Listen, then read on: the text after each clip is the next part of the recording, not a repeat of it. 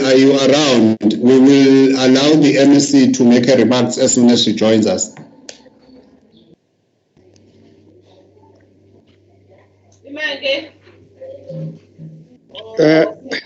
Greetings, Honorable Chairperson, and the members of the Portfolio Committee and the colleagues from both Azamvelo and the department.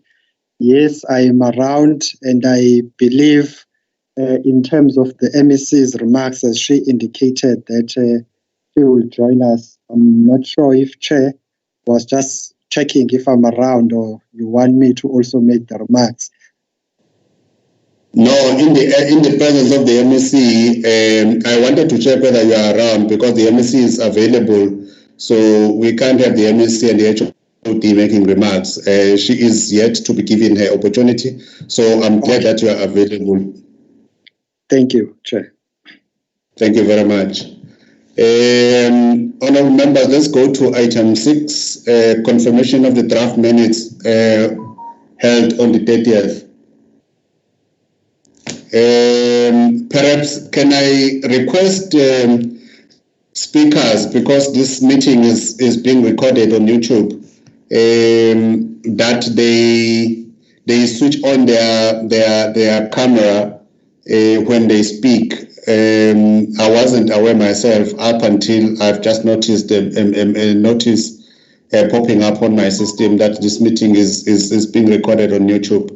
Can we then request that speakers, when they come on the platform, they accordingly turn on their cameras?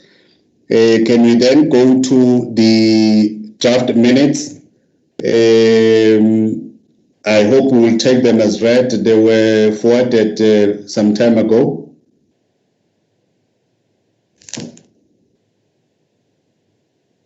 Honourable members, we will go page by page. Page 1, which is attendance. Page 2.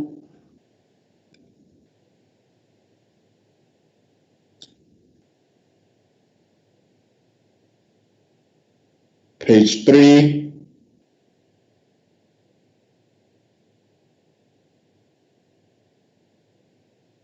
Babu Mkize.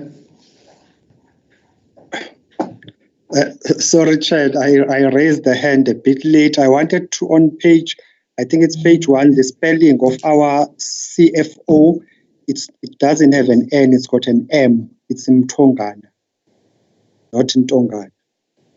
Oh, okay. Thank you very much for that. That is noted and will be corrected. Page 5.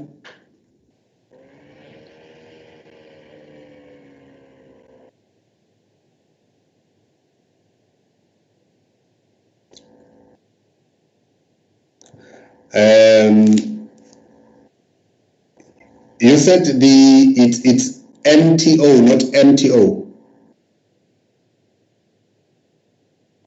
It's MTO, M for mother. Okay, it means again we must correct it at the heading which says financial performance. It says Miss Ntongana, so we must correct that in yes, page 6. Correct.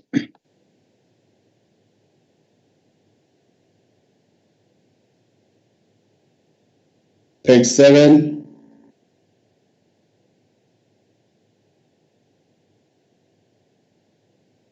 I think the committee deliberations, especially they are coming as new as matters arising, they are properly captured.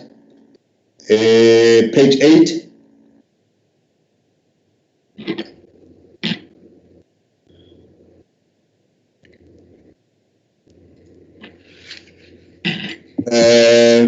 Honorable Rajbansi.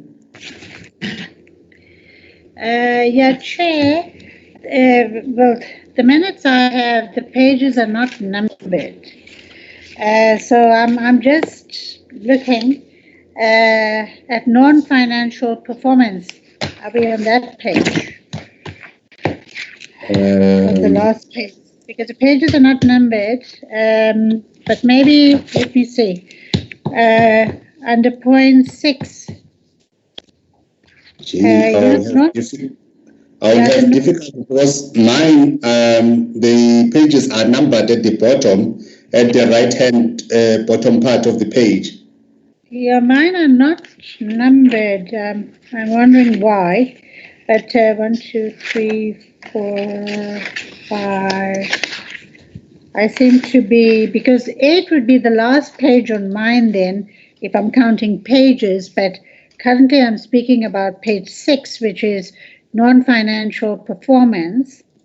As a matter arising, Honourable Chair, I had asked at that meeting for the assessment of the perceptions of employees on the workplace conduciveness to be given to us, and we were told that it would be given to us, but it needed to go to the Honourable MEC for checking first.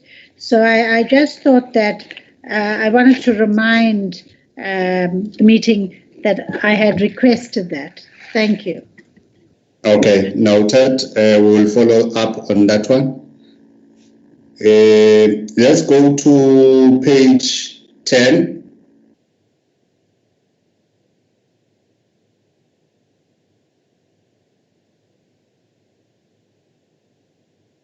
11.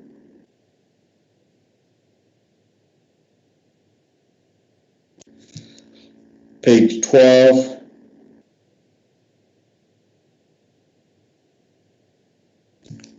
Page 13.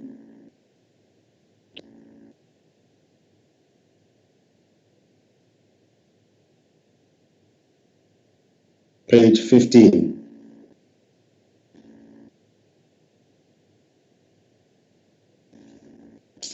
Members, are these minutes a true reflection of our last meeting on the 30th?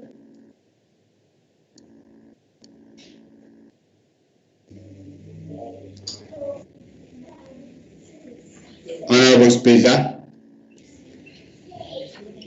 Chair, I think they are a true reflection, and I want to move for the adoption of the minutes. Honourable Speaker, move. Now the problem is that I can't see the hand on your system, but I can recognize when you unmute. Honourable Speaker, moves for the adoption. Can I get a seconder? Mazibuko Sihlalo. Honourable Mazibuko, seconds. Thank you very much. Let's move with our agenda to matters arising. Item 7, HOD.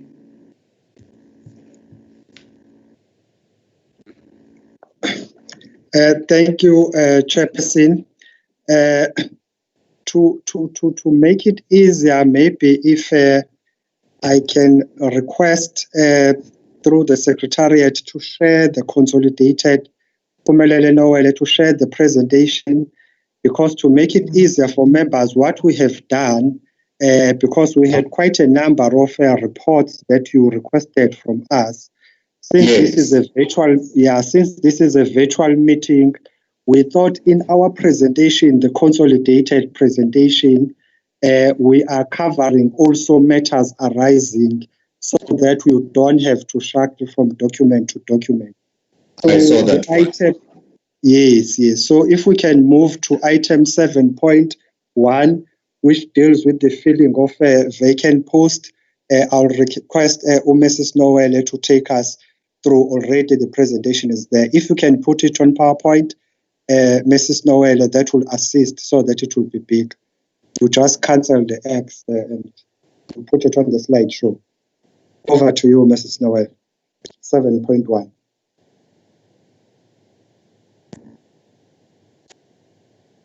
Okay. Honorable Chair and honorable members of the Portfolio Committee, HOD, and acting CEO and colleagues, it's a good afternoon. I have shared the presentation. Can I confirm if it can be seen from that side? Yes, we can see it. Thank you very much.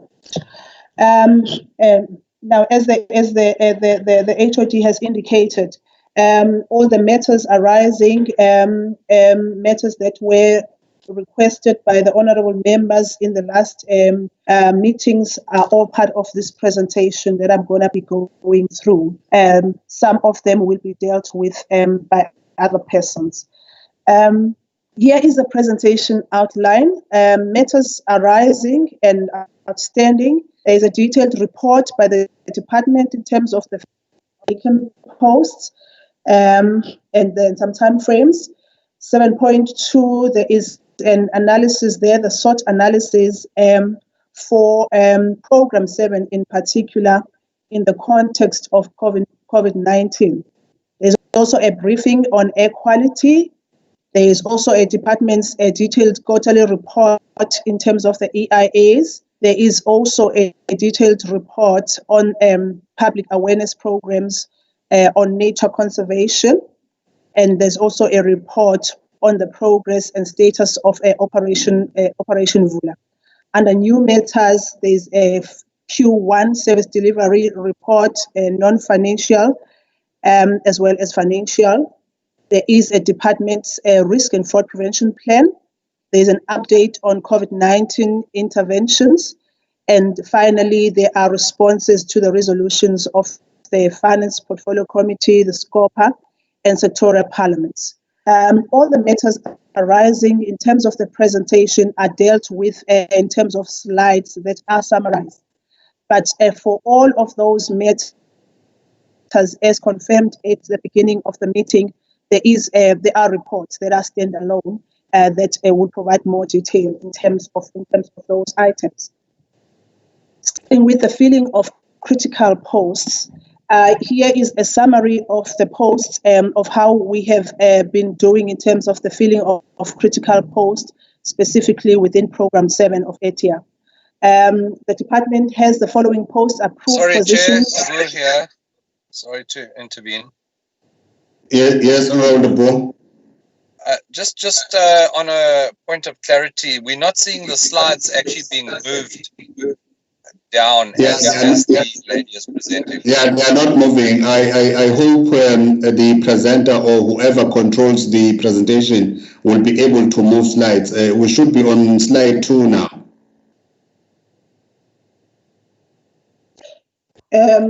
Yes, actually I'm on slide 4. I have been moving them. If they're not moving that side, let me just check why they are not moving. Let me just see why they are not moving. They've not been moving. They're not moving. Let's escape.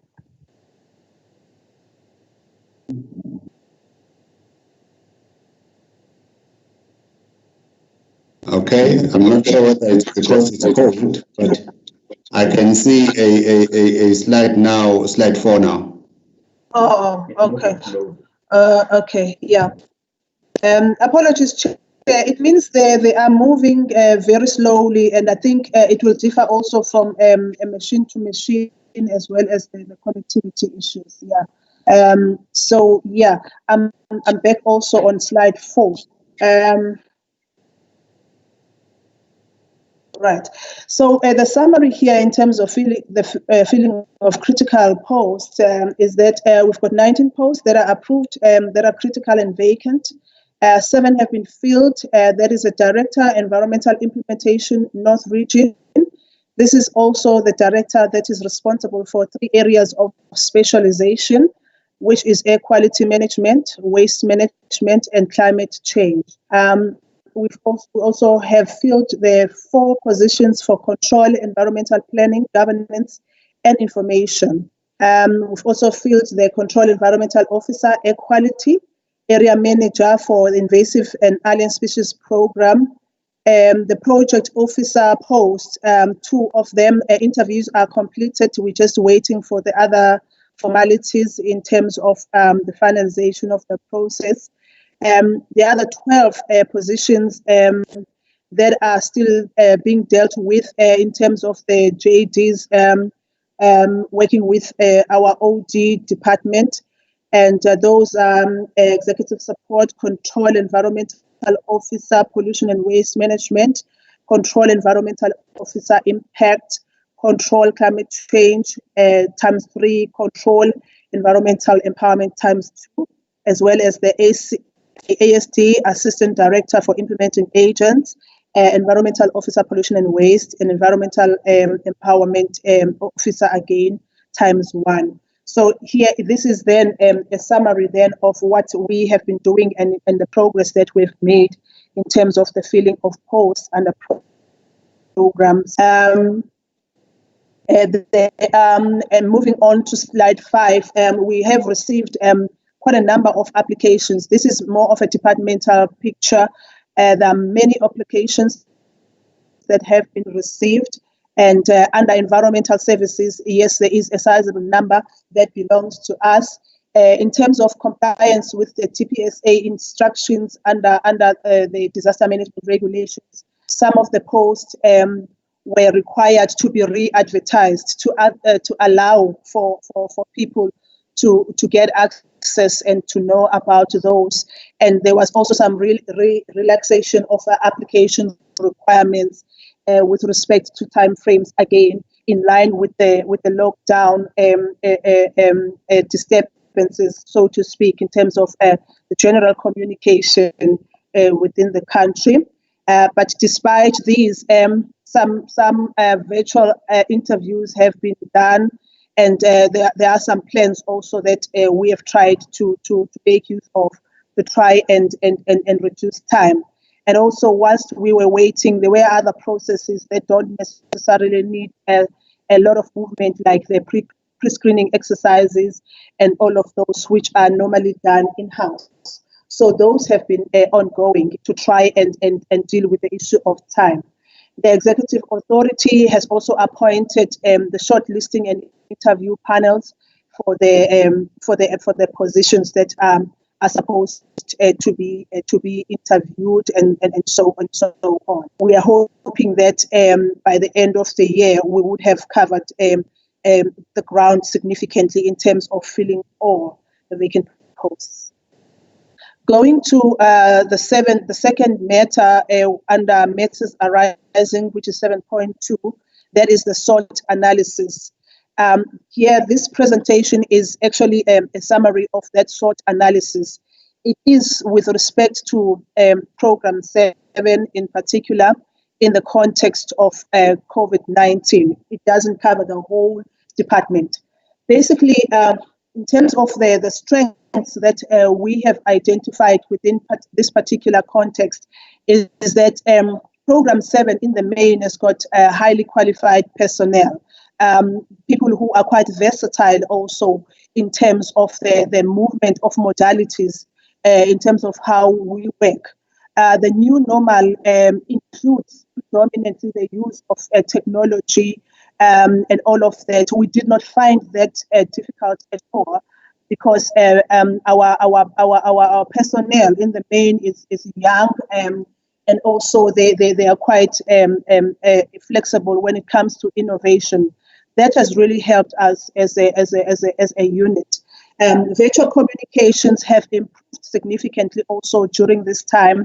Our meetings with internal meetings, as well as with our stakeholders.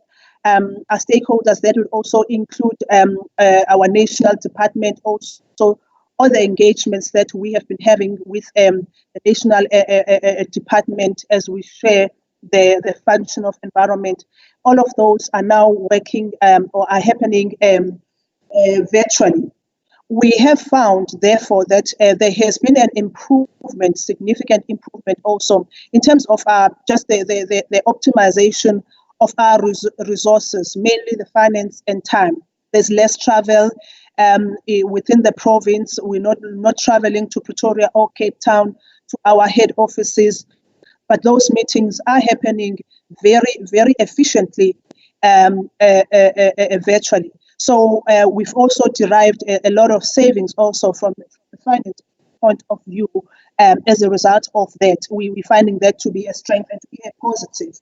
On the weakness side, we have been affected by the regulations of COVID, especially with respect to comorbidities. We've got about 20% of our staff that are affected by comorbidities as they are outlined in the regulations. And some, not a big percentage, but some are actually over 60. So it means all of those people have to be working from home. But we have put together systems in place and protocols to manage productivity. We've developed dashboards.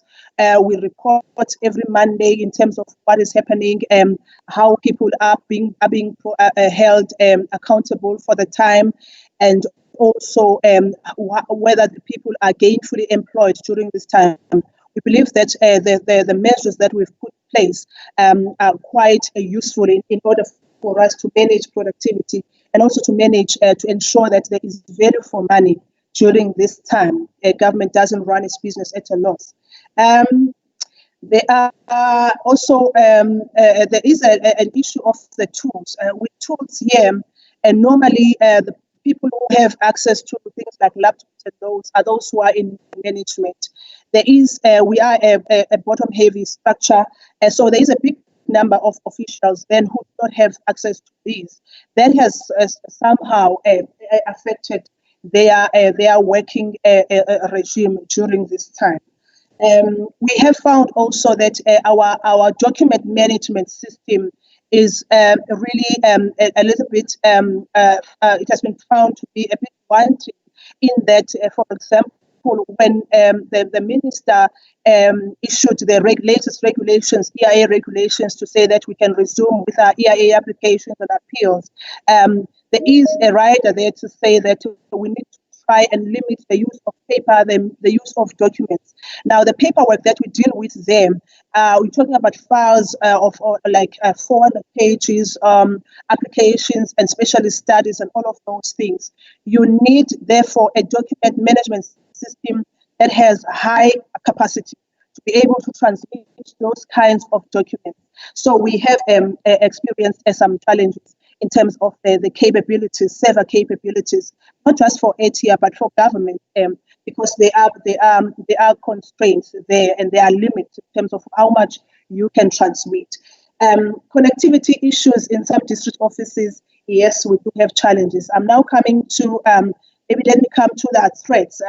The threats, lockdown restrictions, they have posed some restrictions in terms of the face-to-face interactions. The issue of the PPE here as well, a PPE that is specific now to COVID for our officials, but also for the people that we are going to be employing under the ISP program.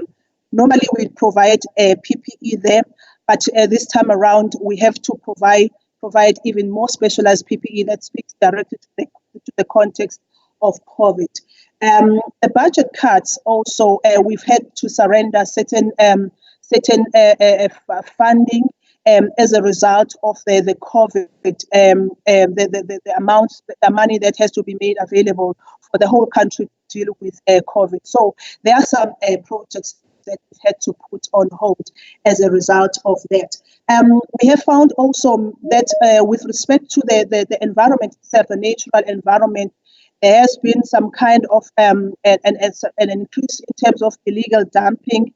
It could have been resulted also from the slowing of the processes of collection, waste collection, maybe from the municipalities, but also specific to COVID. Again, as we have been reporting, we have found also the disposal of things like masks and all of those things that are directly related to the management of COVID, but these are becoming some kind of a nuisance in terms of the environment.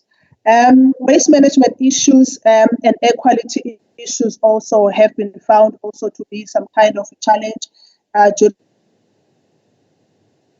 during this time. The use of chemicals, again, with some of it uncontrolled, as people were making use of the opportunity, the economic opportunity in the development or production of sanitizers and detergents. Yes, we have found that some of them have been doing that under uncontrolled environments, which are actually causing some pollution to the environment. The shortage of burial space has been reported in some localities. It's coming also as some kind of a challenge. The emerging invasive, alien invasive species as a threat to people and livelihoods also. We've also seen that now there's also an issue of just food security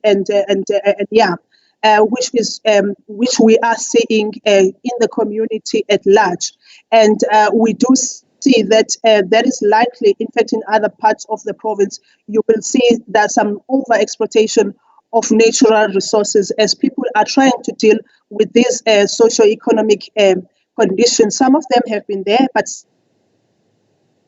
some of them exacerbated by the COVID situation. Yes, the unavailability of stakeholders, some of them for face-to-face interactions, has been an issue. And also there is a need for acceleration of economic activity, as we know that there has been a slowdown throughout the country. Now we are at a point where we have to be accelerating that. Here again, we are putting some measures also in place to try and make sure that as we accelerate our economic activity, we continue to do that in a manner that is sustainable. The opportunities, yes, the fourth industrial revolution, yes, it is an opportunity in terms of us dealing with the challenges that we have. Also, there has been an increase in terms of the installation of Wi-Fi's and other buildings and so on. The opportunity also that we see from a technical point of view is that COVID itself, as everyone throughout the world is trying to understand the source of this problem, there has been an inclination towards saying that there are issues with respect to the management of natural resources that could be linked to COVID itself. That has actually heightened the interest in matters of natural resource management. And we are actually using that. We've used that quite extensively in our outreach programs. We have actually altered some of them so that it's not just environmental management in general, but we have drawn the linkages between the general matters of managing the environment and the disease itself. Even though the scientific linkages are not so clear at this moment, but there are those that you can actually begin to include in how you communicate. So that has been a greatest opportunity. There's been an opportunity, therefore, for research on environmental issues, which has been heightened as well. Also, pollution, especially from the emissions point of view. The atmosphere has been seen to be clear as less travel, less cars on the road, and all of that. So those are some of the gains that we have seen from an environmental state point of view. And also the support for environmentally sustainable food security support. There is that heightened, consciousness of security, food security that is environmentally sustainable. So yeah, those are the opportunities that we see opening up during this time, and some of which we have actually explored, but some we are yet to explore fully. Now going to 7.3, which is a briefing on air quality. Here, in terms of the program statement, there is a challenge that the country in as a whole is facing, including KZN, on the issue of the management of air quality. What is also compounding that is also the capacity that we have within local government. Air quality, in terms of the Constitution, is a function of local government. The provincial and the national are meant to support municipalities in terms of environmental legislation, as well as in terms of Section 154 of the Constitution. So yes, we have a need, therefore, to support the municipalities in terms of quite a lot of requirements that come around the issues of the management of air quality. So I'm not going to be going through all the challenges that we are facing. Safe to say that we do have a challenge. In terms of the legislative roles and responsibilities, in the main, this is how the law, environmental law, as well as the Constitution, draws some lines of distinction in terms of the roles and responsibilities. Local government, they're responsible for the development of air quality management plans at the local level, as well as bylaws. They're also responsible for the atmospheric emission licensing of listed activities. The province is supposed to have an air quality management plan for the province. The province is meant also to monitor air quality in the province. The MEC has to designate the provincial air quality officer, the PACO. National also, they have roles in terms of mainly in the development of laws and policies, but also they need, the minister has to designate the National Air Quality Officer, the NAQO. Now, going to the state of air quality as is defined in terms of key indicators. This first slide looks specifically at the AQMPs, the air quality management plans, where we are saying how many municipalities actually have those plans. In the main, it is district municipalities that have to do that, but if the local municipalities considers that they have serious matters that warrant that they have their own standalone, they can actually do that. So in the province, eThekwini, which is the metro, starting with the province doesn't have the air quality management plan. We do have the terms of reference in place, and with the appointment of the two key officials, that is the director, who is designated now as the PACO, as well as the specialist that came to join us in April. We are now in a position to resume this position and to conclude our air quality management plan. eThekwini has got the AQMP. It's being implemented. Amajuba, they have King Cetshwayo, they have Sunduzi, they have Ugu, they have Umgungundlovu, they have Ilembe. They are busy developing it. Herigwala doesn't. Umkhanyakude, it's 90% finished. Umzinyathi doesn't. Utukela, they have. Zululand doesn't. Now, going to the state of the development of bylaws, as I indicated, one of the responsibilities of municipalities is to develop bylaws in terms of air quality. Amajuba, it's in draft. They are busy with public participation there. eThekwini, they have. Ilembe doesn't. King Cetshwayo doesn't. Umsunduzi doesn't. Herigwala doesn't. Ugu, they have. They are now in their 5th year of implementation. Umgungundlovu, they do have. Umkhanyakude, they don't. Umzinyathi, they don't. Utukela and Zululand, they don't. Now, going to the air quality officers, again, the municipality has to designate an air quality officer, and this is the status with respect of that kind of designation. The province, yes, that's a PACO, and then eThekwini, they do have the air quality officer. Amajuba, they do. Everyone has, except Umkhanyakude, that still has Umkhanyakude and Zululand that still have to comply with that. Now, coming to the status of air quality management, specifically now the air quality monitoring stations. Those are the monitoring stations that we have in the country. Some are led by municipalities, some belong to municipalities, some belong to formations like your Richards Bay Air Quality Association, some groupings within the province where people consider that they need to do or to put up or set the air quality stations. So yes, so this is therefore the status. The metro, those are in the metro, Umgungundlovu, Umhlatsuze, and the province. Now, this is just maybe a general statement that defines, just the state of eThekwini. You would say it's poor, uMgungundlovu is potentially poor, and many of them is potentially poor. uMhlathuze and eThekwini being poor. Now, for eThekwini in particular, we have okay, all right. I'm not sure if the slide, there is a note here from the HOD. I have been scrolling the slide. Can I confirm if they have been moving?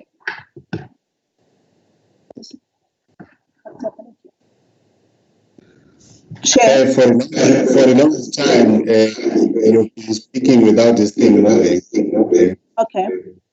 All right. Chair, I think I've shared my screen now because yours was stuck. Okay, all right. Okay. So, right, then I'll go back to that one, and then we follow that one. All right. Okay. Thank you, HOD. Yes, we can then move. I'm done with that slide.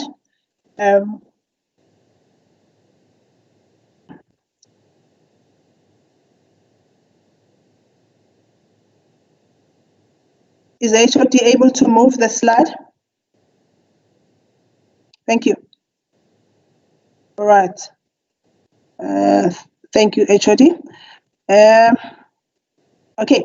Now, zooming to the state of equality in KZN, we felt it important that at least we need to provide a little bit more details in terms of eThekwini being a metro, and also the source of, or maybe a hub, our industrial hub, most industrial hub. So yes, there are certain challenges that we know about that are facing eThekwini from the perspective of air quality, because of a high industrial activity that is there, because of traffic, also because of shipping, road traffic, and other issues. So we also have the South Durban Basin, which is more where you find the conglomeration of many industries like SAPREF and others, which are which are polluting. Yeah. There is the report, or maybe just the data that we're going to be presenting on state of air for eThekwini. They have been taken from the Durban Strategic Environmental Assessment, which is a 2020 document, the latest that they have. Now, going to this slide, which talks about the air emissions inventory. We are identifying here the key parameters that we are measuring here to determine the state of air for eThekwini, like your SO2 and NOx and others. I think what is important here is that, for example, for the listed activities there, we do have a challenge there in terms of your SO2. But I think what is also important is that the motor vehicles, they come out to be a major source of pollution in that area, even more than the other industries there. So yeah, this specifically then just gives us that indication of the sources of pollution, and also the parameters, the six key parameters that we are measuring. I'm not going to get too much into detail there. The map that we have in the next slide, it is a pictorial or map representation of what is in the template that is in the previous slide. In the main here, this is showing us the areas of concern that we find there within the metro, with areas that are red showing the areas of highest concern as a result of the pollutants that are measured in those places. I think what is important here is that the areas of concern, they do follow some kind of corridors, if we can see from the N2 going down as well as the N3 there, which show again that the moving vehicles and all of that are also causing a problem, but also the industrial activity that is not just in Durban, but also as we are beginning to connect Durban and Pietermaritzburg with the development of the corridor there, we are beginning also to see the areas of concern. So in the main, this is a representation of these. There are more details in the document, the SCA that I've spoken about, which is a 2020 document. Now, in summary here, the key challenges that we have is that, okay, the Equality Forum, which is supposed to be led by the province, has not been functional for some time as we did not have a director. Now that we have a director, we've already started a process to resuscitate that platform. It is an important platform because this function is shared and because it is important for the province as well as the municipalities to work together. So we are busy resuscitating that. With regards to the AQMP for the province, as I've indicated, we've got the terms of reference. We are really hoping that at least by June next year, we will have our AQMP in place. The concerns around the continuous concerns around the South Durban Basin are also indicated there. With the processing of AELs, which are your atmospheric emission licenses, which is a municipal function, we do have a real challenge there. They're very slow. Most municipalities, even though they have the AQOs, but the capacity now for those AQOs to process the AELs is seriously lagging. So we do have a serious challenge with the capacity within municipality, especially when it comes to the processing of the atmospheric emission licenses. On normal occasions, we do get complaints from sugarcane burning areas and other areas with respect to air quality. So in the main, these are the challenges, therefore, that we have. In conclusion, we just would like the committee to note the presentation and also some progress that we have indicated. Now I'm going to a matter arising, which is 7.4, slide 21, which is the departmental quarterly report on the EIAs, again, as per the request of the honorable members of the portfolio committee. This is therefore our summary here. 2020 Q1 summary. The number of applications that we have, including the amendments that we have finalized, is 16. The total capital value of that is 241 million rands. The construction phase that jobs that these applications are 679. And the operational phase jobs are 86. Now, in more details now, in terms of what exactly, how many EIAs and which ones were amendments and all of that, this is summarized in this slide. But what is important is that all the applications that we have processed within the time frames. 100% of them have been processed within the time frames. And we thought it may be important and quite a yes for us to show the distinction between where we were this time of the year last year and where we are, so that perhaps we can also understand the impact of COVID-19 in terms of the economic activity as experienced by us from a regulatory point of view. This time around last year, for example, we finished 34 applications. This time there are 16. Now the capital value of what we produced, we processed in quarter one last year was about 3.1 billion. This year is only 241 million. The number of construction phase jobs, in line with what we processed last year, it was 6,500. This year is only 679. And the operational phase jobs, 1,668 this year, is 86. So I think this is perhaps a clear indication of how the economic activity has slowed down and how also our activities as regulators have also slowed down.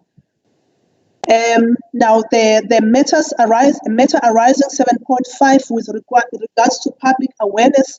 Here, the request from the committee was that as we report on the numbers, as we normally do, to say these are the public awarenesses that we have done and all of that, we also need to provide details in terms of what kind of awareness campaigns were those, what were they covering in terms of content, and where exactly geographically did they take place. So we do have a comprehensive report that speaks to that. These 2 slides are simply just a summary of that. So yes, the awareness campaigns in terms of the audiences, we're targeting schools, the NPOs, the traditional authorities, the religious sector, the environmental clubs, the youth clubs, and the cooperatives.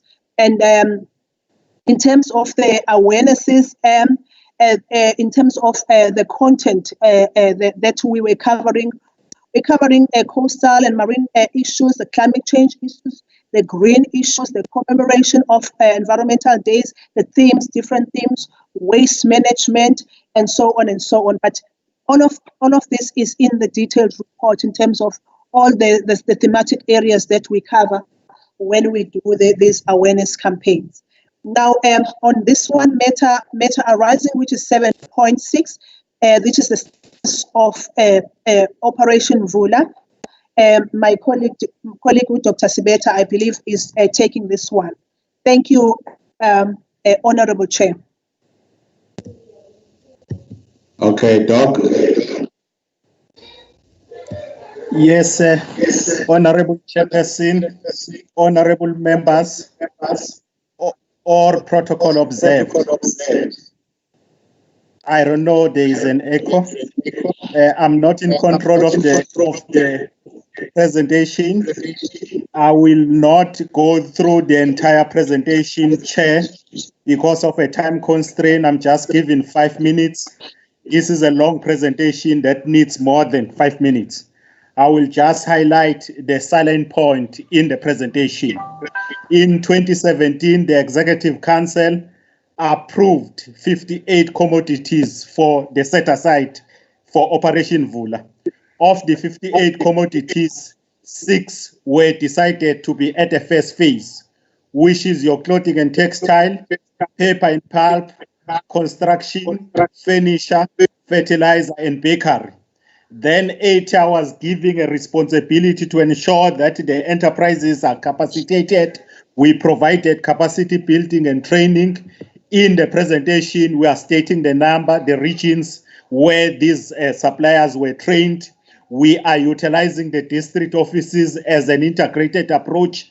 We are also utilizing Operation Vula Fund in terms of providing the equipment so that there's value addition in the manufacturing. We are also working with all other state agencies and department and public entities in terms of access to markets and funding. We are also, as ETA, engaged or concluded a number of stakeholder partnerships to ensure that Operation Vula is implemented. But because we are in this sector, we thought that we should highlight the areas where we believe that because Operation Vula is just a framework of the province, which is an integrated socio-economic strategy for the province that seeks to achieve radical economic transformation that happen across a number of organizational functions.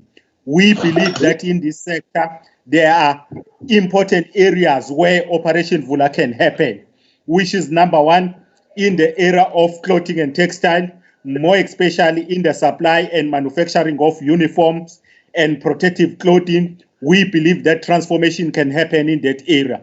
In the second area of waste management, more especially as a tool of the revitalization of the township and rural economy, we believe that if a transformation can happen in that area, we can change.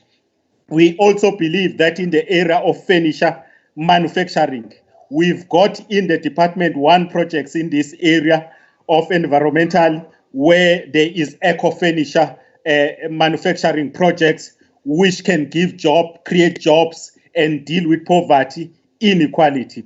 we also believe that in this sector, in the area of clean technology and manufacturing of such technology, can serve as a very good area, more especially if you talk of the Black Industrialist Program. And we also believe that radical economic transformation can also happen if we move beyond dealing with the EIAs as a compliance strategy. There is a barrier that has been created right now where if you look, for example, in the era of the Black industrialists, there is a lot of the Black companies that are trapped on the pre-developmental coast. Now we believe that there are a number of areas that we can explore around this one, more especially explore opportunities of making EIAs free for target groups. We are at an advanced stage as the department in terms of coming up with the PMU for the Black industrialists, where we want to play at this stage because that's where the majority of Black companies are. BI Center for Supplier Development will be dealing with training of the companies there, that the majority of them are there. Thank you very much.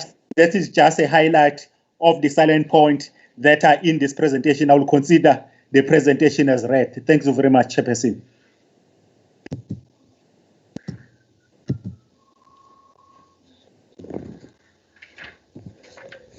Chairperson, from our side, we have covered all the matters arising. Maybe let me hand over to you if members want to engage with us before we go to new matters. Thanks, Chairperson. Thank you very much to both presenters and you, Babu Mkhize, the acting head of department. Can I therefore give this opportunity to members to engage from the very elaborate presentation of the Chief Director, Environment, Umam Noel. Can I then take hands if members wants to engage? Yes, sir. Hello? Mina nguMazibuko sir.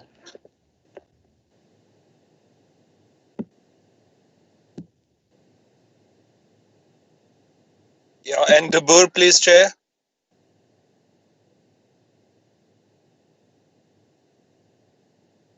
Mrs. Rajbansi, Honorable Chair.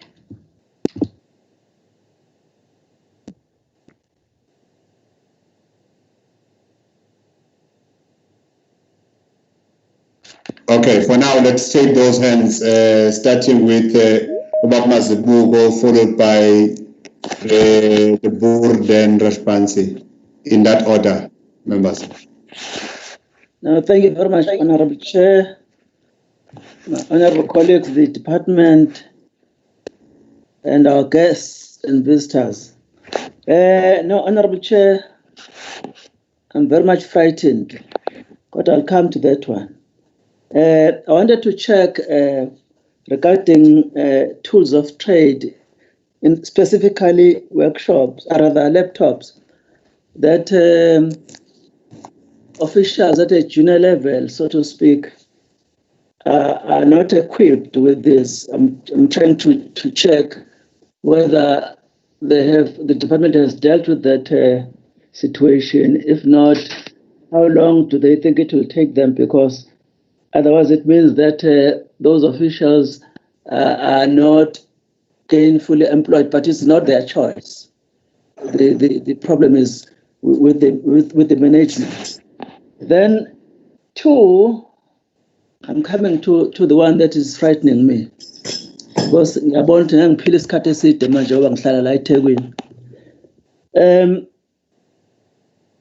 the issue of environment pollution. What dismays me in the first place, Honorable Chair, is that our people, ordinary, the Mazibukos, the Mshengos, ordinary people, do not seem to take this danger seriously. I'm thinking, Honorable Chair, that maybe, with your permission, if we can be part of at least one of these awareness programs that the department engage in, just to observe how they execute them and what are the reactions from those who are assisted with, enriched with this knowledge. Then lastly, because as I'm saying, it means that those of us who are towards the sea here in Durban are about to die. We won't live very long. Now I'm just checking with the department whether out of desperation, is there any study or strategy that you are trying to look at to deal with this danger? Because indeed, if this thing is not curbed, we don't have long as humanity to live. Is there any study or whatever? Yes, I'm in a meeting. Let me call you when I'm done. Strategy that looks into trying to save humanity from this pollution, because as I say it is here to stay. As long as we still buy cars, we still have need industries and so on and so forth. That is my question. Thank you. Honorable the board. Yeah. Thank you, Honorable Chair. Honorable Chair, what concerns me is that we keep on talking about air pollution and other pollution from industry. And at the same time, our sister department, economic development, is pumping a lot of money into industrialization of the province. So on one hand, we're putting money into industrialization, and on the other hand, we're complaining about pollution. So, Chair, there needs to be a fundamental shift, I think, in the way that we do business within KwaZulu-Natal. The statistics show that the municipalities are simply incapable of handling air quality and air pollution by themselves. And I think it's time that the province steps in. I think it's well overdue that we've had a director in the department that looks after these kind of issues.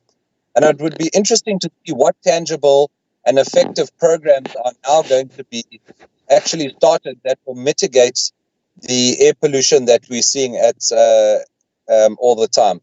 So whether that's a mitigation in terms of growing and planting more trees, whether it's increased regulations in terms of what kind of emissions can be allowed within the province, I'm not sure what those might be. We have the experts that work for us at provincial level and should be providing those answers to us. But Chair, to be quite honest, I think a lot of the people that are directly affected by air pollution, particularly in the South Durban Basin, and the other industrialized areas, such as in King Cetshwayo with the industry that's here, we need to be giving the people on, and we need to start putting in place mitigation strategies and simply not talking about it anymore. We can't continue talking about it anymore. Something needs to be done. Just on a separate issue, Chair, there was a mention of the lack of burial space.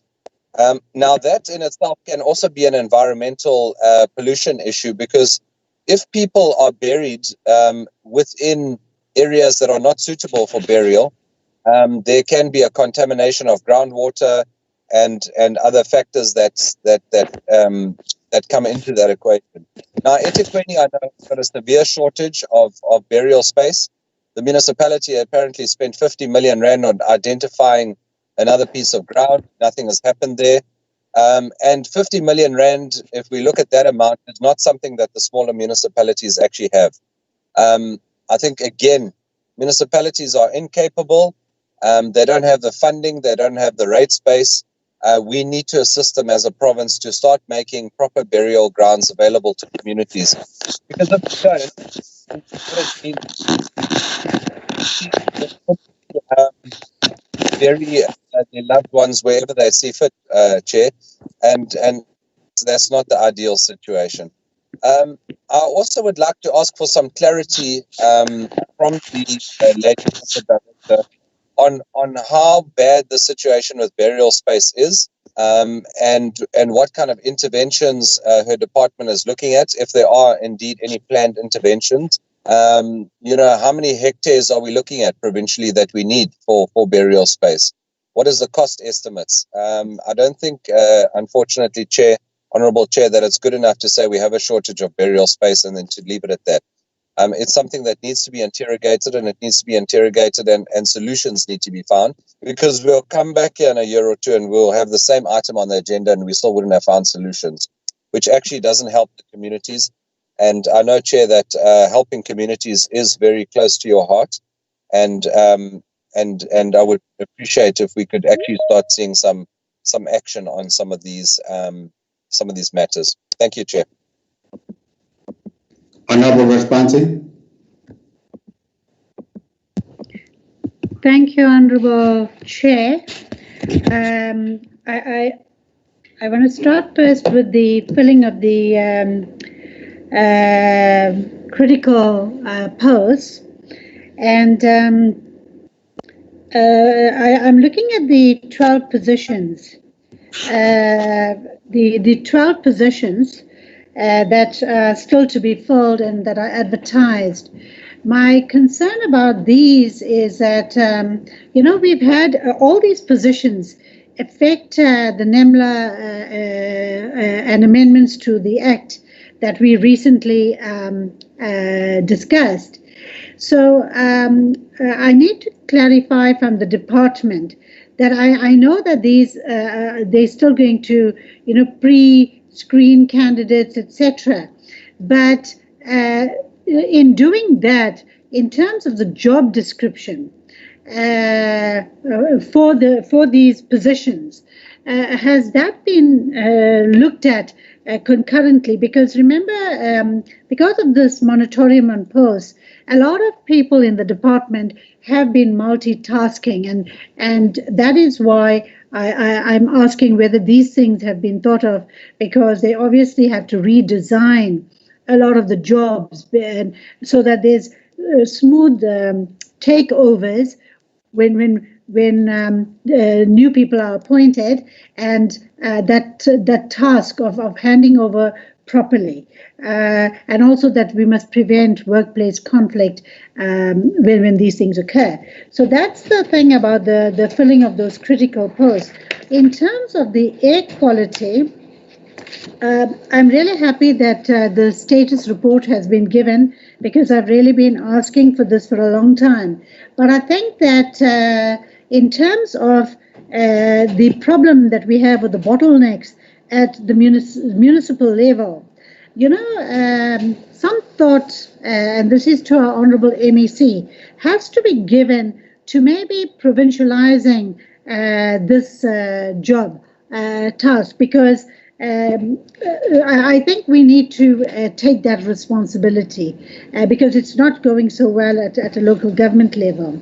But in terms of the sugarcane burning, I was wanting to know that maybe in the comprehensive air quality strategy, whether we would see things like what are alternatives or alternative cleaner methods to do this, because I know that is a big problem.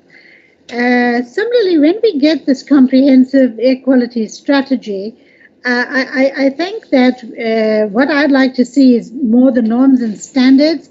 And why I'm saying this is because we have to worry about how are we going to communicate the risk of different types of air quality or disasters that occur, and how do we communicate this to the community, in terms of electronic boards, or what are the methods, because that should be in the strategy, and I know we're going to get that soon in October, and that's why I'm bringing up that issue now. The other is, of course, the investment in IT equipment. This is a very highly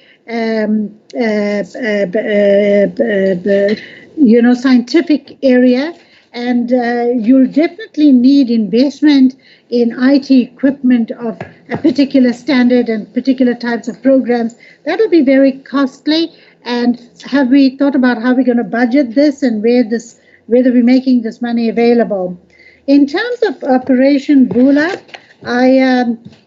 Well, I'm happy with the report that's been given, but Honourable Chair, at some time when we're doing an oversight visit, I think it's very important for us to actually pick a few of these sites that we can visit, and we can see for ourselves, what is being done to empower people economically. Thank you, Chair. Thank you very much, Honorable. Just a few items on my part, Acting HOD and Chief Director. I am worried about the issue of vehicles emitting a lot of what you call in eThekwini, especially the trucks that are registered in other provinces. We don't even get revenue for their licensing fees, but they emit huge fumes in our roads. That's one part. I'm not too sure how to respond on that one. But again, the issue of air quality, I would imagine that perhaps the MEC might see it fit that the issue of dysfunctional air quality monitoring systems in other districts be elevated to a level of mayors and municipal managers. It cannot just be a status report for us to note and do nothing about it. Perhaps it's about time that we resolve to request that this matter be somehow attended to, and including our colleagues from COGTA, to say it cannot be that in this day and age we may have district municipalities that have no systems whatsoever in relation to air quality monitoring and no staffing and so on. Perhaps this matter, honorable members and HOD, must be followed up so that we do, at least in the next 12 months, get an updated report on what needs to be done in relation to respond to this challenge. As much as we understand that in terms of the legal provision, it is a responsibility of the municipality, but perhaps through the MEC of Environment can consult with the MEC of COGTA and see what best can be done to attend to this one. Perhaps this could even be one of the indicators for accounting officers at a district and local level, the issue of air quality monitoring. Perhaps I also want to check whether do we have a weather monitoring station in the province? Is it fully functional? And so on. Perhaps if we were to get the response. After that, I can see that the MEC is now available. We will then give an opportunity perhaps to also make contributions. Honorable, or rather, HOD.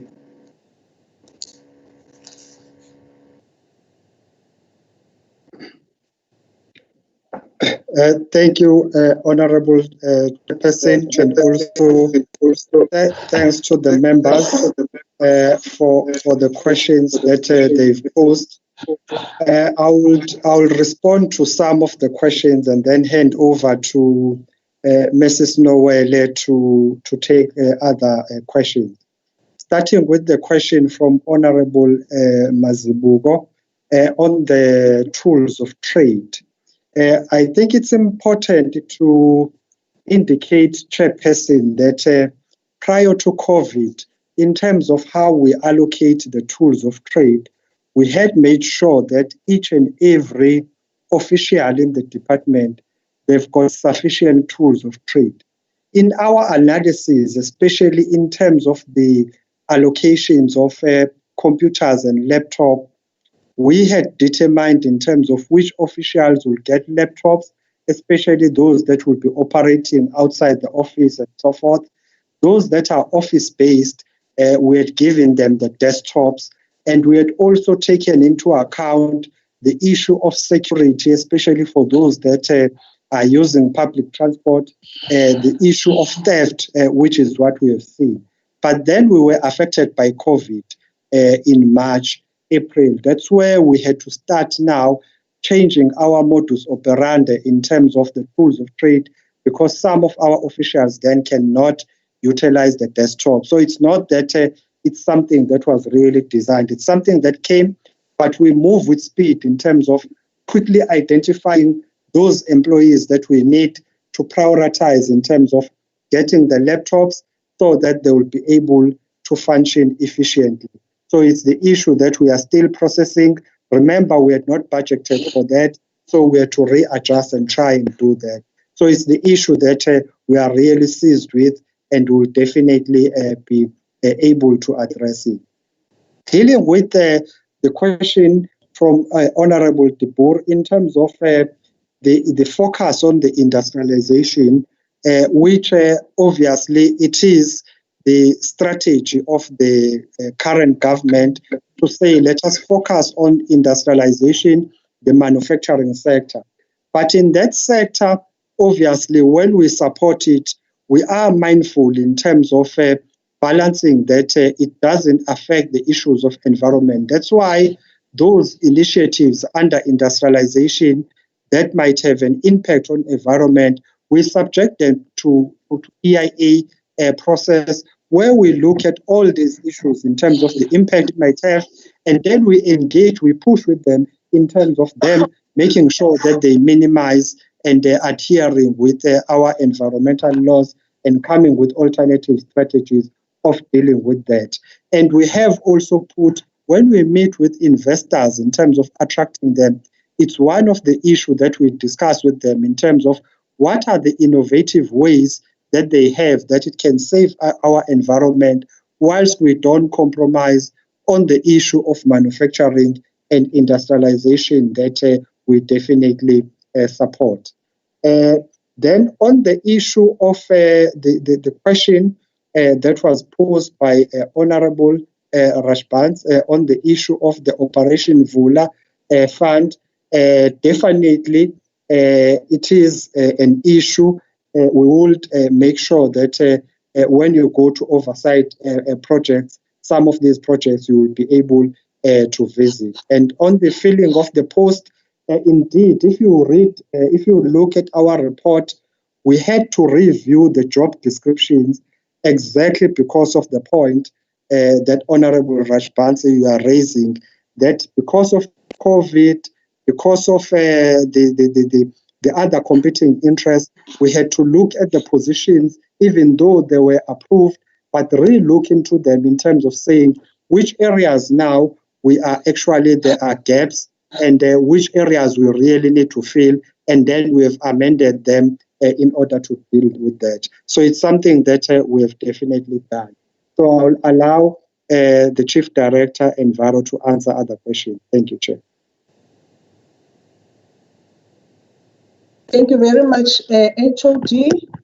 Thank you, Honorable Chair and Honorable members for the questions. Many of them have been addressed by Mr. Mkhize. I'll just maybe then focus on some of the technical that have not been addressed. Indeed, the issue of equality is a concern, a serious concern, especially as it relates to human health. Now, how the law actually provides for the adequate management of this, it sets up structures and institutions as well as tools. Now, the institutional point of view, that is the designation of those equality officers at all levels, province, national, and local. And in terms of the planning and the actual management, the most critical tool is what is called an equality management plan, the status of which I provided. The equality management plan basically for a municipality, local or district, is the one that would actually identify all sources of pollution, just as we could see for eThekwini. all sources of pollution. It quantifies them. It actually links the pollutants to individuals or to companies, and from them that becomes then a scientific tool of engagement with the polluters in terms of how they actually collaborate with the state or with the municipality in terms of the management of air quality. Some of these are businesses that are making profits. However, if we are unable through the AQMP to actually direct or maybe point them as polluters, then we end up not being able then to make them to collaborate with the municipality in terms of the improvement of the state of air. So the most important plan, which is comprehensive in dealing with air quality for any locality, is the AQMP itself. It must also be indicated that it is air quality management is a very tricky area of work with respect within the field of environmental management, because once pollutants are in the air, trying to trace them back to the polluter conclusively and scientifically, it is quite ambitious to do that. That is where you need high levels of specialization in terms of human resources as well as equipment, which is working all the time, because it becomes a matter of maybe going to court to prove as to who exactly was the polluter. So the plan then, which is first we need to assist municipalities, all of them, to have the AQMPs. And from there, each AQMP identifies the key polluters as well as the roles and the responsibilities. It becomes then a document for engagement. And so that is really our plan from a provincial point of view. In terms of, I was addressing the question that was posed by Honorable Mazibuko. And then Honorable Tipuo highlighted the issue of how we can actually mitigate the issues of air quality, which is partly what I have been explaining, that in a structure, this is how it can be done in a structured way and in a more scientific way. The issue of the burial space in terms of what is the problem and the extent of the problem. I think what is important perhaps to mention is that that is a municipal function. The issue of finding space, making sure that in terms of the spatial development framework, there are areas that are zoned for that kind of land use. And if the municipality sees that they are running out of space, they can be proactive in terms of identifying new spaces. Our role here, in the main, we come as the regulators of that process from an environmental point of view. As we indicated, I think sometime earlier this year, when the COVID issue started, was that one of the ways we have positioned ourselves to be of assistance within the COVID situation is to make sure that we have a structure in place to deal with what we call Section 30. Section 30 is a provision in law where you can deal with emergency issues if they are considered and proven to be emergencies.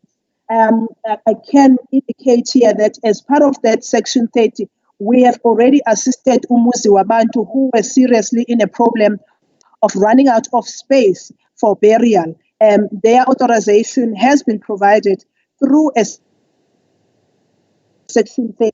There is another application that is on its way from eThekwini in relation to that. Again, when we do that, we still have to make sure that the principles of sustainability are met.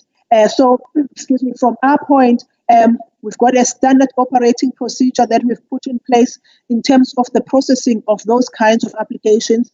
We also have a rapid response team that is dealing with that. Whenever an application comes in along those lines, and if we are satisfied that it meets the requirements and that there are plans in place to manage the environment responsibly, we do provide that. We've already started doing that. Excuse me. The HOD has already clarified the issue of job descriptions.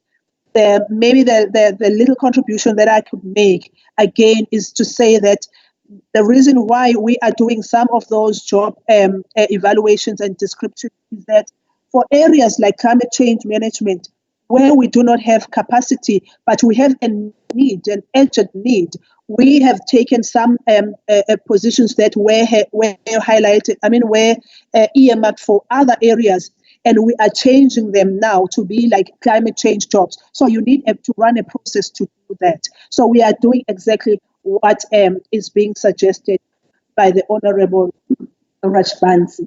And in terms of the comprehensive plan to deal with climate change, indeed, it is in the AQM air quality management plans. The sugarcane burning, in terms of the cleaner methods, I must say, this has been a nuisance in many respects, in that we haven't seen greater innovation in terms of how you really burn sugarcane. Sugarcane is sugarcane. You must burn it before you use it. But I can say maybe in the next engagements with the committee, we can maybe provide an array of options, perhaps that are viable, that are there, that could be considered. Also, maybe I must indicate again, it does also go to the bottom line to say that the industry itself, it has been becoming less and less productive. So now the amount of investment that would go to your cleaner productions, again, it does become some kind of an issue. It has to be explored, and then we can share that information in our next meeting. Then the issue that were raised, now the issues that are raised by the chairperson of vehicles, indeed it's a challenge. In law in South Africa, all vehicles that are emitting carbon into the atmosphere, whether it's small vehicles that we buy or trucks, there is a levy that we pay, the emissions levy. Of course, the bigger the vehicle, then the higher the amount. So those are collected by National Treasury. There has been some kind of an engagement with the province that are dealing with environment with the national one, to say that shouldn't we be approaching National Treasury to say that the monies that are collected there, how are they invested back in the places where pollution actually manifested, in terms of maybe investing in greener technologies and all of that. We haven't really found a way of doing that. But yes, the taxes are collected. It's quite heavy taxes. It's a matter of saying, how do we tap into those so that we can maybe invest in how we improve this. It is a challenge that is there. And it is a discussion that we are following as well as the province. It has to happen between our national as well as Treasury, of course, supported by our provinces. Yes, an important note again to say that this matter must be elevated to municipal managers and them to see to it that they deal with this issue, and to some extent they also deal with it in terms of their performance and management framework is welcome. And I think working with our MEC, perhaps we are going to be finding a way to take these presentations to the various relevant platforms for municipalities. With the resuscitation of that Air Quality Forum again, that we indicated, that again is an important platform of engagement at a technical level. There was a question also on the weather monitoring stations. Weather monitoring stations, yes, we do have in the province. We do have a radar that is situated around King Shaka that is collecting that is help get better information in terms of early warning systems and all of that. We also do have automated weather stations in the province, but as per the exercise that we undertook last year after we were attacked by tornadoes, we did find that we do need more monitoring stations, weather monitoring stations especially in the northern reaches of the province. We also need another radar, because the radar that is located around King Shaka is unable to give us good data, especially as you move away from King Shaka, whether you're moving northwards or southwards, your data gets more and more inferior. Yes, we do. So the answer is yes, we do have them. However, there is a process to improve them. We are now finalizing an MOU with an MOA with the South African Weather Services. There is a plan in place. It's almost complete, and there is some kind of funding that we've set aside to purchase that infrastructure, so that we are in a better position, or so that we are less vulnerable from the side of weather monitoring and weather in general. So those are the responses that we have for now, and thank you very much, HOD. To you, HOD. Thank you. Thank you. Honorable MSc, do you want to make remarks, or you were just indicating that you are now available? Thank you, Chair, and good afternoon to you and good afternoon to members. Because of time, I would not take a lot of time, Honourable Chair and Honourable members. My apology once more for that meeting that ran over time. I do want to thank the opportunity, Honourable members, for the committee, that they really accommodated us, that because of the cabinet cluster and also this meeting with the minister, that the meeting was set up for this time. We really thank the committee and the honourable members for that indulgence. We don't take it for granted. We also wish to start our meeting by joining the environmentalists, the conservationists, and all other stakeholders who are emphasizing the importance of the clean air during this period of the devastating time of the pandemic, honourable members, and calling on all of us to really look at how we could sustain the agenda of the climate change. I know that there are debates that are taking place in various platforms around the issues of the exposure to pollution and the pollutants. And Chair, I've heard the contributions from the honourable members, from Honourable Mazibuko, who was talking about Ezumhlalo Asetegwini, how they are exposed to the pollution. And what we have done, honourable members, honestly, to be practical, is that the department has, I think, since establishment, has never had an air quality plan since its establishment. So we've now impressed upon the department that we will have to make sure that we put this in our APP, so that we deliver on this legal imperative as the department. We've also now, as you would have heard from the post, that we've now had at least employed people since we've come into the office. We now have that one post that we still need to fill. However, honourable members, as you would see, that is not enough. That is why we've now taken a posture to the department that there is no way, even if we wanted to, Honourable De Boer and other honourable members, there is no way that we could be able as the department to deal with the pollution of the whole province.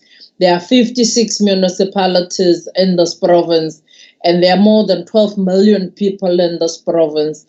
And the role of the provincial and the national government in terms of the constitution is to ensure that we empower municipalities to be able to do their work. Now, we've asked the department that we need to do an evaluation of all our air quality monitoring systems that are out there. We need to ensure that all those air quality systems that are out there, if we need to transfer them to municipalities, they will have to be transferred to municipalities, we will have to ensure that we put a plan in place where we will have to train municipal officials and ensure that municipalities in their organograms, they employ people that will deal with the air quality management systems as per what is required by law. In fact, I have asked that in the next MUNIMEC, which is a meeting of all the mayors, that this item be put on the agenda where I will be presenting to the municipalities, not only on this item, but on a number of other items that we do believe that municipalities are not taking those issues on the environmental issues seriously, and there are issues of law that they need to take into cognizance. I heard Honorable De Boer talking about that it's about time that the province take over. Unfortunately, yes, in a normal environment, it would have been easy just to take over. But as you would know, neither do we have funds nor the capacity to can do that. But what we can do efficiently so is that we can capacitate municipalities because they are there on the ground on the daily basis. We will need to ensure that as many people in all our municipalities, they establish those structures, they employ those people, and our role is to monitor those municipalities, monitor that the work is being done. The other work that we've asked the department to put in place is the bylaws, because many municipalities, as you might have seen from the presentation, they do not have the bylaws. We will have to assist municipalities with the bylaws, and we've told the department it's very easy to deal with the bylaws. We've done the bylaws before. We will have to customize the bylaws dealing with the issues of air pollution, and then we will have a standard bylaws where then municipalities can then customize those bylaws based on each one of those municipalities. And this is going to be part of that empowerment and capacitating of municipalities to be able to do what is expected of them by law. And for us, then it will be giving the support to them, holding them by hand, and making sure that they are doing what they are supposed to do. But what we can't do is to do their job, because we do not have either that capacity nor the finances to can be able to do that efficiently and effectively. Otherwise, we will be lying if we say we could be able to do that, because what we would then be doing is that we will be exposing our people to even be more dangerous. Our efforts will focus on ensuring that the private sector as well, as you said, and all other spheres of government commit to working together. Right now, you would know that there has been quite a number of intervention in the South Durban Basin. And I heard the honourable member talking about the trucks, the issues of the air and automobile travel that has been reduced dramatically now. The transport system around the world, it has shown that there's been a huge reduction of the pollution. However, we know that it is temporary. It has been because of the reduction of the footprints and of the traveling because of the lockdown that has happened in many other areas. So we need to see how do we sustain those issues. Honourable members, we are also dealing with the issue of the landfill sites in New England.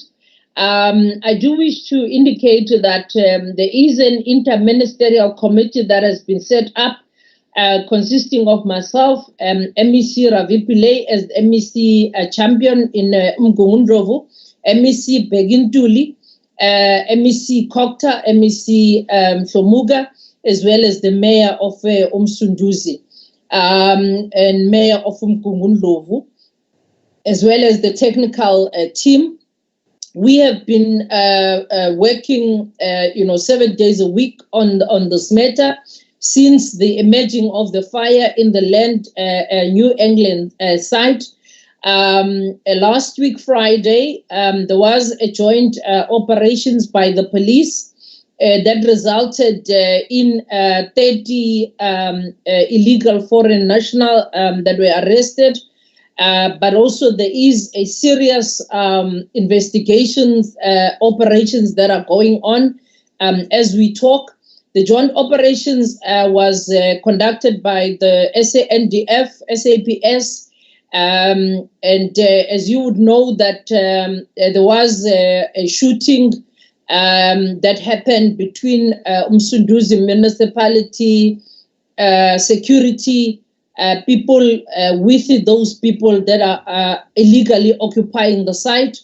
But at least we are happy that there has been arrest. But the police has also assured us that there's going to be more arrests are imminent. At least for now, the fence has been repaired, and they are continuing to repair the fence. There's also work that has been done in terms of ensuring that the municipality put the water extraction next to the landfill site, because that has been one of the problems. During the problem of the fires there, we were able to mobilize eThekwini municipality to come and assist, as well as all other surrounding municipalities to come and assist with the dosing of the fires there. Obviously, the problem of the availability of the yellow plant was a problem. The municipality is in the process of acquiring or procuring the yellow plant so that they have their own plant to deal with the issues of compacting and dealing with the landfill site. So there is a lot of work. Last week, we met with a lot of stakeholders there. All the principals from around the schools there, St. John's and all other schools that are around there, and their legal representatives and all other people. The mayor has also met with the chambers, the Sobantu community, the Ratepayers Association, and a lot of other stakeholders. The Human Rights Commission is also there. We have been working with them. They've required all the documentation to see the work that has been done. But we're working very hard really to support the municipality to ensure that we deal with the issues of that landfill site. We also want to say, indeed, the issues of the atmospheric licensing is an issue. And it's one of the issues that we've asked the department to also look at in terms of ensuring that the posts that are vacant are filled, as well as the establishment of the forum. I think the Mrs. Noelle has spoken about this. The issue of the dysfunctional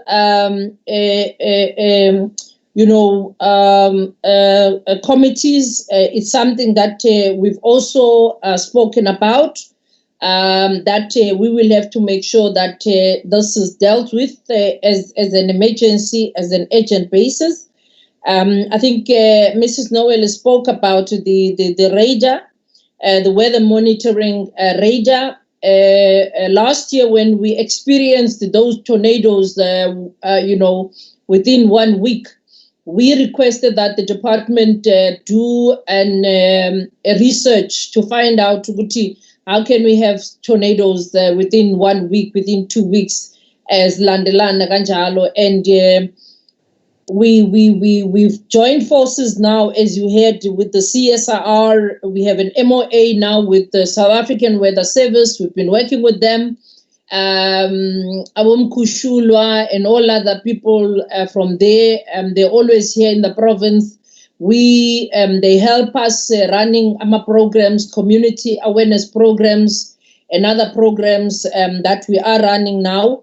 But also we are working with the MOA that you heard that we are now having we have now budgeted to buy a radar that will be able to cover as far as the north. As you heard, that we've always wondered why we were so vulnerable in the north, in that over the years, we've always noticed that it shouldn't be that every year you would find that you would have fires in all those areas, more or less by the same time, but you're not able to predict that and have something that say, by this time of the year, surely there's going to be a change of winds and so on and so on. So you must have a plan in place. So we now know that it's because the radar that is there at the King Shaka Airport is not able to reach in the north in particular. So it has been budgeted for, and we are now in the process of procuring that. So at least the province should then be able to get covered in as far as the weather monitoring radar. The issue of the trucks, it is true that there are emission levies that are paid, but the one area that we still need to deal with, honorable members, is the one where we might be having a lot of trucks in the province where we are not getting those monies, because a lot of trucks, they don't get registered in KZN because apparently our tariffs or our rates are high. So many people go and register their cars or their trucks outside Mpumalanga and Gauteng because as they to visa register, and then you end up having all of those then coming back says register, says operator. That's one of the areas that we need to look at. We've raised that with the Department of Transport. That is something that we might need to look at. It's one of those things that obviously they always need somebody to apply their mind and always be on the lookout for emerging trends and be able to say, how do you then mitigate some of those things that need us to intervene as government, as we deal with the issues that might have negative impact in the lives of our people. I do wish to reiterate once again that despite the major setback on the tourism front caused by the COVID in our province, and the building of a strong and sustainable environment and the tourism sector to improve the lives of our people will be revitalized with our aggressive local campaign, honorable members. We have stated that we would want to see as Emvelo, as well as our tourism office in our department as well, playing a more meaningful role in terms of the messaging, but also in terms of driving a clear policy directive in terms of getting back those much needed jobs into the economy in a sustainable way. KZN remains one of those provinces that is endowed with natural resources that many other provinces do not have. So we do have that competitive edge that we do need to use if we were to play our cards, but also be aggressive in a manner that we market ourselves as a province. But unfortunately, with the budget cuts that we have experienced, that you saw for yourself, that unfortunately we are one of the departments that when the budget cuts were done, we were cut on the service delivery. And so we some of the programs, we've had to cut programs. And that has had a serious impact. We've raised it with the various committees, and we are hoping that you will see when we present as well in our budget that we will try with the little that is there to do, but there is not much really movement that is possible given the budget cuts that we have experienced. So, honorable members, honestly, without wasting your time, I can say a lot. Safe to say that we will try by all means to ensure that we improve the issues of the air quality. You would know as well that there is an air quality revision of the air quality bill, including adding some of the permitters, including printing as one of those polluters of the air, and other industries as polluters. So that will also then include those areas of ensuring that there are penalties for those that emit the pollutants. But also on industrialization, as my colleagues have said, that we are enforcing the AIAs, but also we've now also taken a stance that, if people are breaching the EIAs, we will come hard in terms of enforcing the penalties, because there has been a very laissez-faire kind of an attitude where people will breach the EIAs and then they come and appeal and then they are made to pay 25 rands. And we said to the government that is going to stop, and it has stopped, and it's going to stop, because then it makes people not to take seriously the issues of environmental sustainability in the way we are planning and in the way we are building. And we've got to balance. Yes, we want investments. Yes, we want jobs. We want everything. But that has got to be balanced in a way that is sustainable, because we've got to live longer, way beyond our industrialization, way beyond our growth in our economy. Our environment needs to be sustained so that it can last us long, so that we can live rather than what we are seeing in today's age. Thanks, Chair. Thank you very much, Honorable MEC.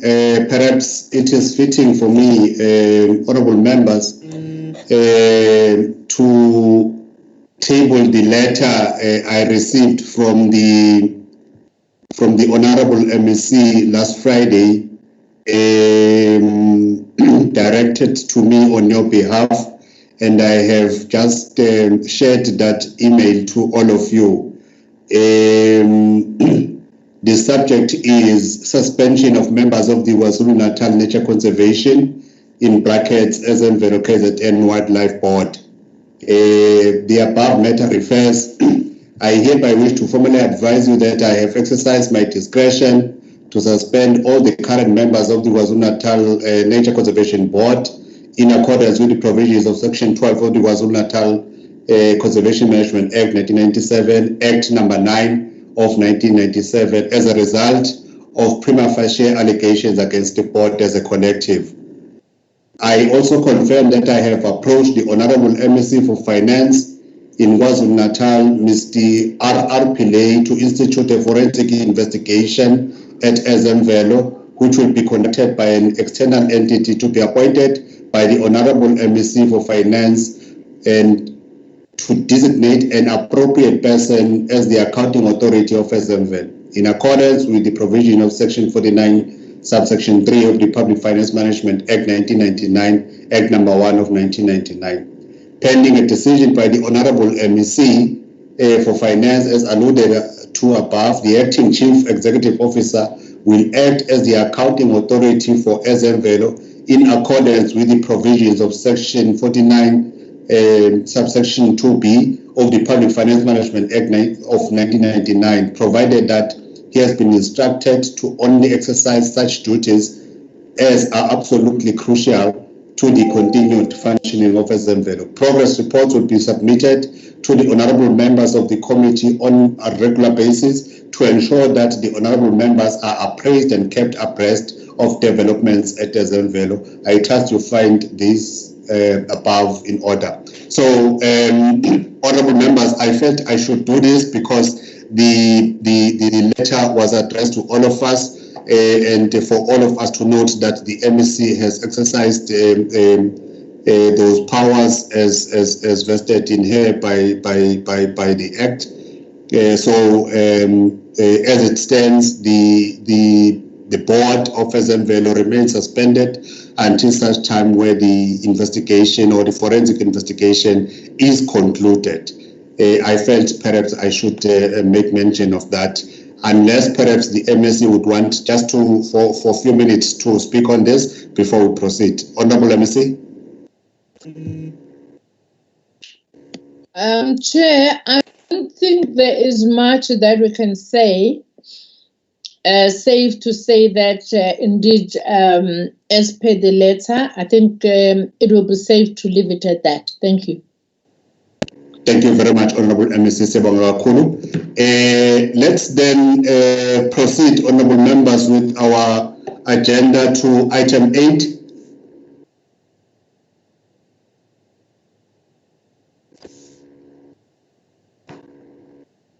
HOD.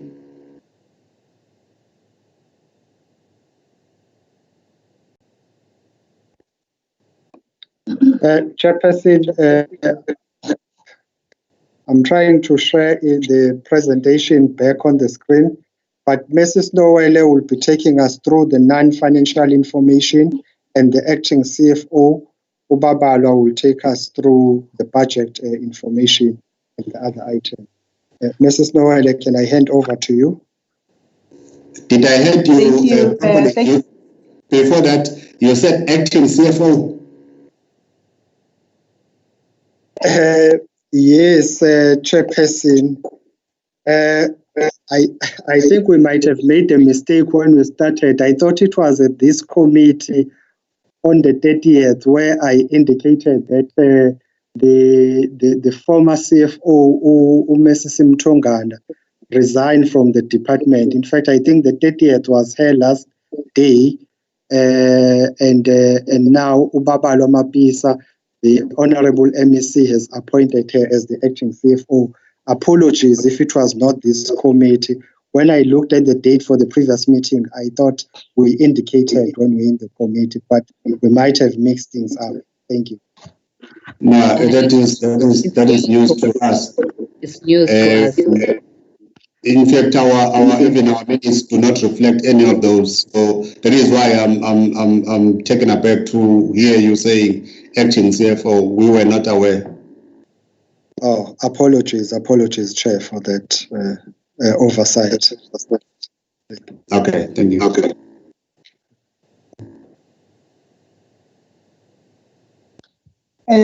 Thank you, HOD.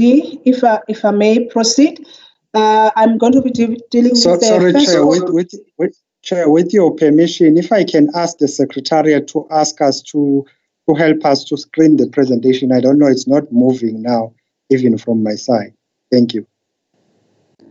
Oh, okay. Perhaps, I don't know, Sipo, can you help, please?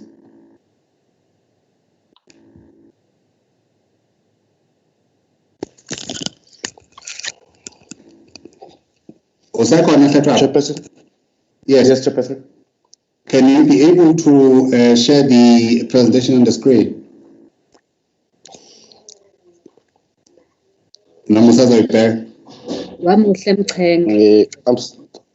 I'm still looking for a style. If the department can just appraise me which one they are referring to.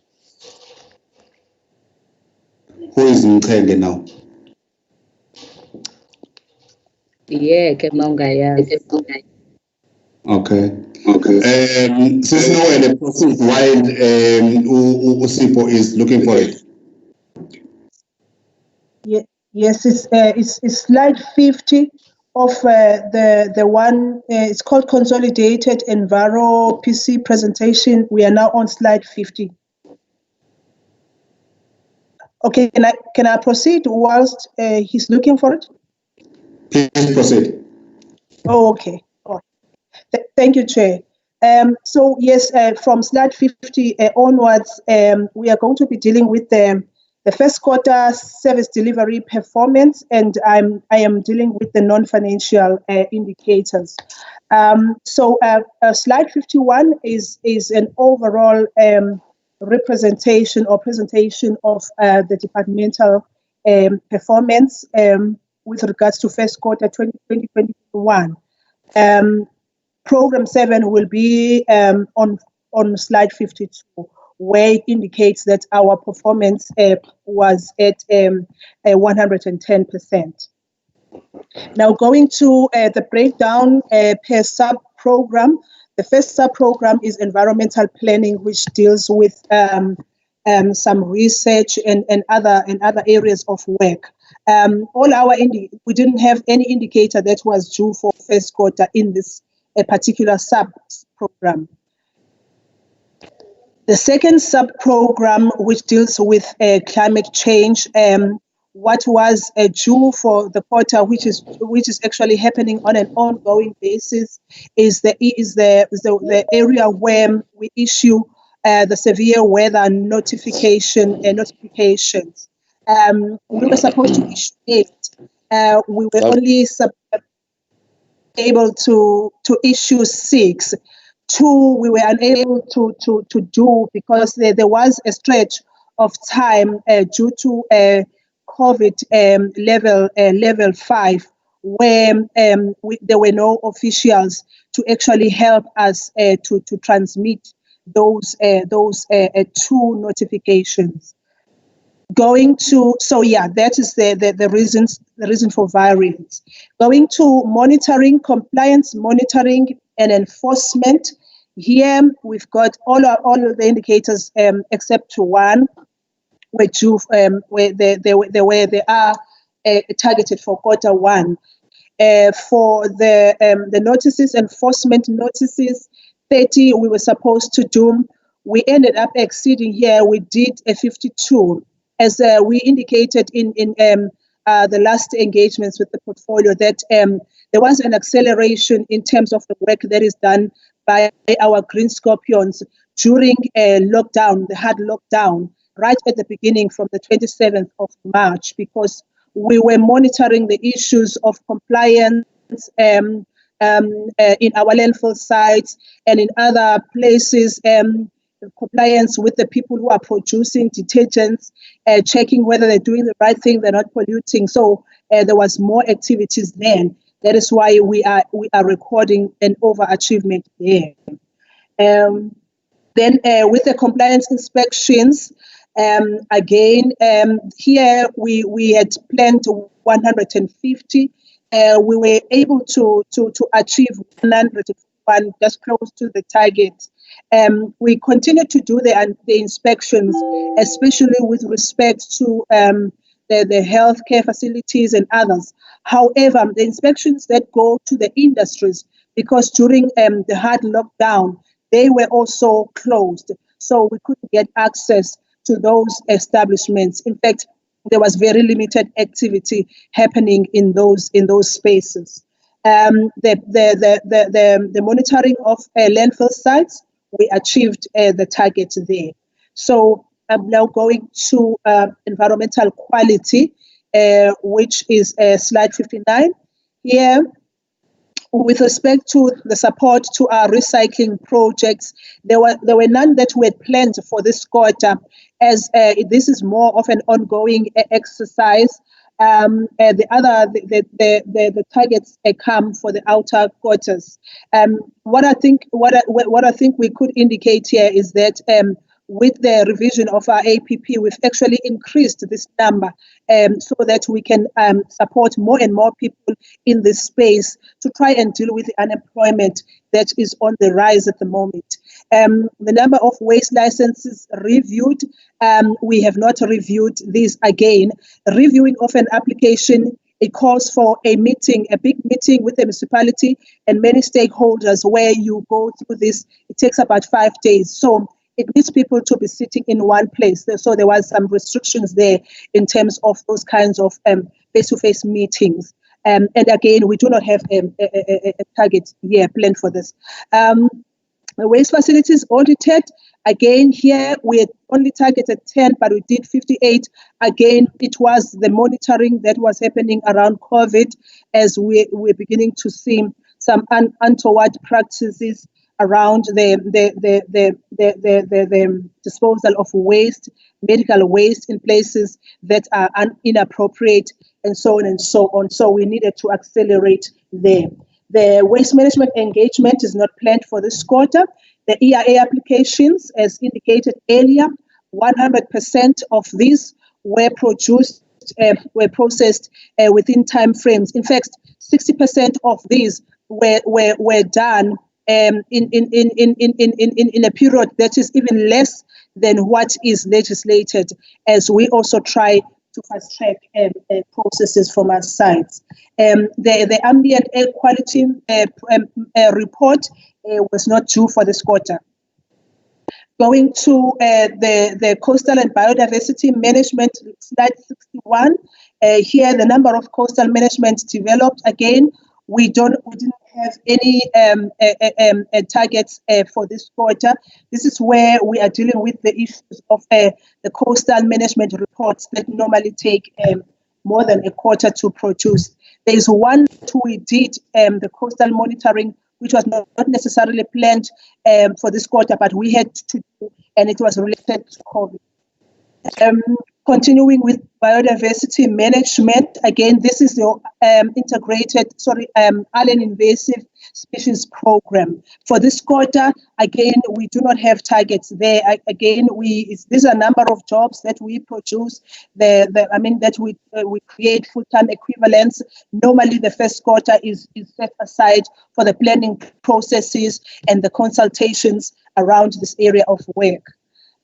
Going to environmental empowerment services, these are our outreach programs. We had planned 15 again here. We overachieved because of the many activities that we had to do, engaging with municipality and also partnering with other departments and dealing with the issues of hygiene, the sanitization of low-cost housing and all of those. So the overachievement came from that place. Same applies to environmental awareness. The other ones are not planned, were not planned for this quarter, but there were some campaigns, cleanup campaigns again, that we did still in relation to COVID. So yeah, that is the end of our report on non-financial indicators. I'm handing over now to the acting CFO.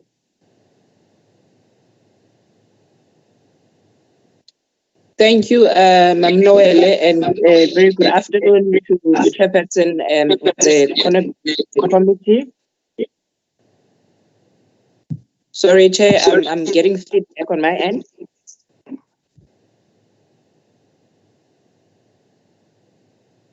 Okay, thank you, Honorable Chair. Once again, good afternoon to the honorable members of the committee, to the honorable MEC, as well as the colleagues from the department and the entity. Chair, as the HOD has indicated, my name is Babalwa Mapisa. I'll be taking the committee through the financial performance of the program in the first quarter of the current financial year. The first slide that talks to the financial performance, Chair, gives an overview of how much was spent by the program up to 30th of June 2019. There is a total of 329 million rand from a budget of just over R1 billion that was transferred during that month. A bulk of that amount relates to the transfer payments to Ezemvelo, which is under the sub-program Biodiversity Management, to the amount of 296,000 rand, 146. If you move on to the next slide, Chair, there we are reflecting the payment in terms of economic classification. The bulk of the expenditure, as I've indicated, relates to transfers and subsidies, which is 296 million. Compensation of employees, 29 million was spent in that regard, and for goods and services, the department spent 3.3 million rand. In terms of the percentage, as at the end of the first quarter, the department is really expected to have spent about 25% of its annual allocation, and we have spent a budget of 30.5%, and that is mainly attributed to the advance payment that we had to effect for Ezemvelo for the month of July, and this was because of the severe cash flow pressure that the entity faced due to the effects of COVID-19 on the tourism mandate of the entity. 2% of the amount that was spent related to goods and services, and the low expenditure there was attributed to the lockdown, in that most of the activities and the procurement that would have been done under goods and services was not able to be carried out during the first quarter. 20%, which is then the balance of that expenditure, is due to the vacancies that existed within the program. So those are savings that were realized from the compensations budget. If you move on to the next couple of slides, Honorable Chair and Honorable Members, we then take the committee through the performance of each of the sub-programs of the program. And you'll see that with environmental policy planning and coordination, a total of 3.2 million was spent in that sub-program. 3.1 of that related to compensation of employees, whilst a small balance of 114,000 rand related to goods and services. The same can be said for compliance and enforcement. The majority of the amount that was spent, which is 5.6 million, related to compensation of employees, and goods and services was 646,000. For the next sub-program, environmental quality management, compensation of employees accounted for 8.9 of the total expenditure of 9.2 million that was spent in that program. Under the sub-program, biodiversity management, this is where the transfer to Ezemvelo is located. We are reflecting there the 296 million from the total of 303 million that was spent under that sub-program. Under the environmental empowerment services, again, the key driver there was the compensation of employees, which was at 6 million, whilst goods and services was 537,000. On the sub-program, environmental services support, a total of 630,000 rand was spent, of which 538,000 was spent towards the compensation of employees. Under the transfer payments, there are 3 transfer payments that are budgeted for under the program. The one relates to Ezemvelo Wildlife. The total for the current financial year, which was budgeted at the beginning of the financial year, was 798 million.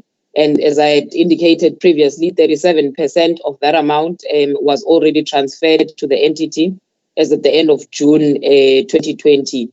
The 2 other transfers that relate to the non-profit research institutes that the department is supporting, to the total of 8 million, there was no transfer that was affected to those entities. In fact, that full amount was impacted by the budget cuts that were applied to the department through the adjustment estimate, which we'll talk to on the slides that will follow after this one. So we are in the process of trying to prioritize the budget of the department as well as the program to try and cater for that 8 million, as it contributed to an APP target of the Coastal Vulnerability Index indicator that those 2 entities were assisting us with.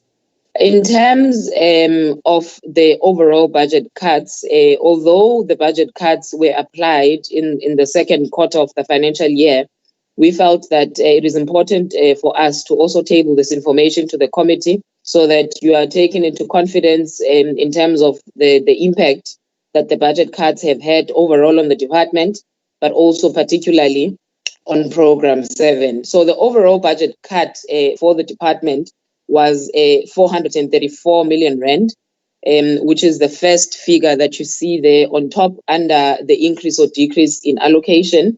What is worth to note for this committee is that in terms of the allocation to Ezemvelo, there's an additional amount of 190 million that has been injected to Ezemvelo.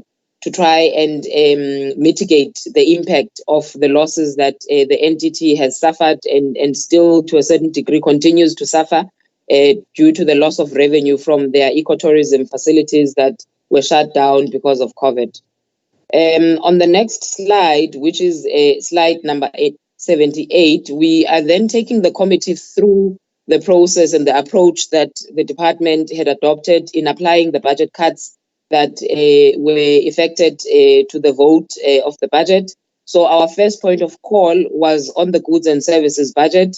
We reduced significantly the operational budget of the department and really left the fixed costs that we could not cut any further, which would be the rental payments that we have to pay for, the municipal services, the IT licensing fees, as well as the costs of procuring the working tools that members had already alluded to. That was not sufficient to cater for the full budget cut that the department had to surrender back to the fiscus.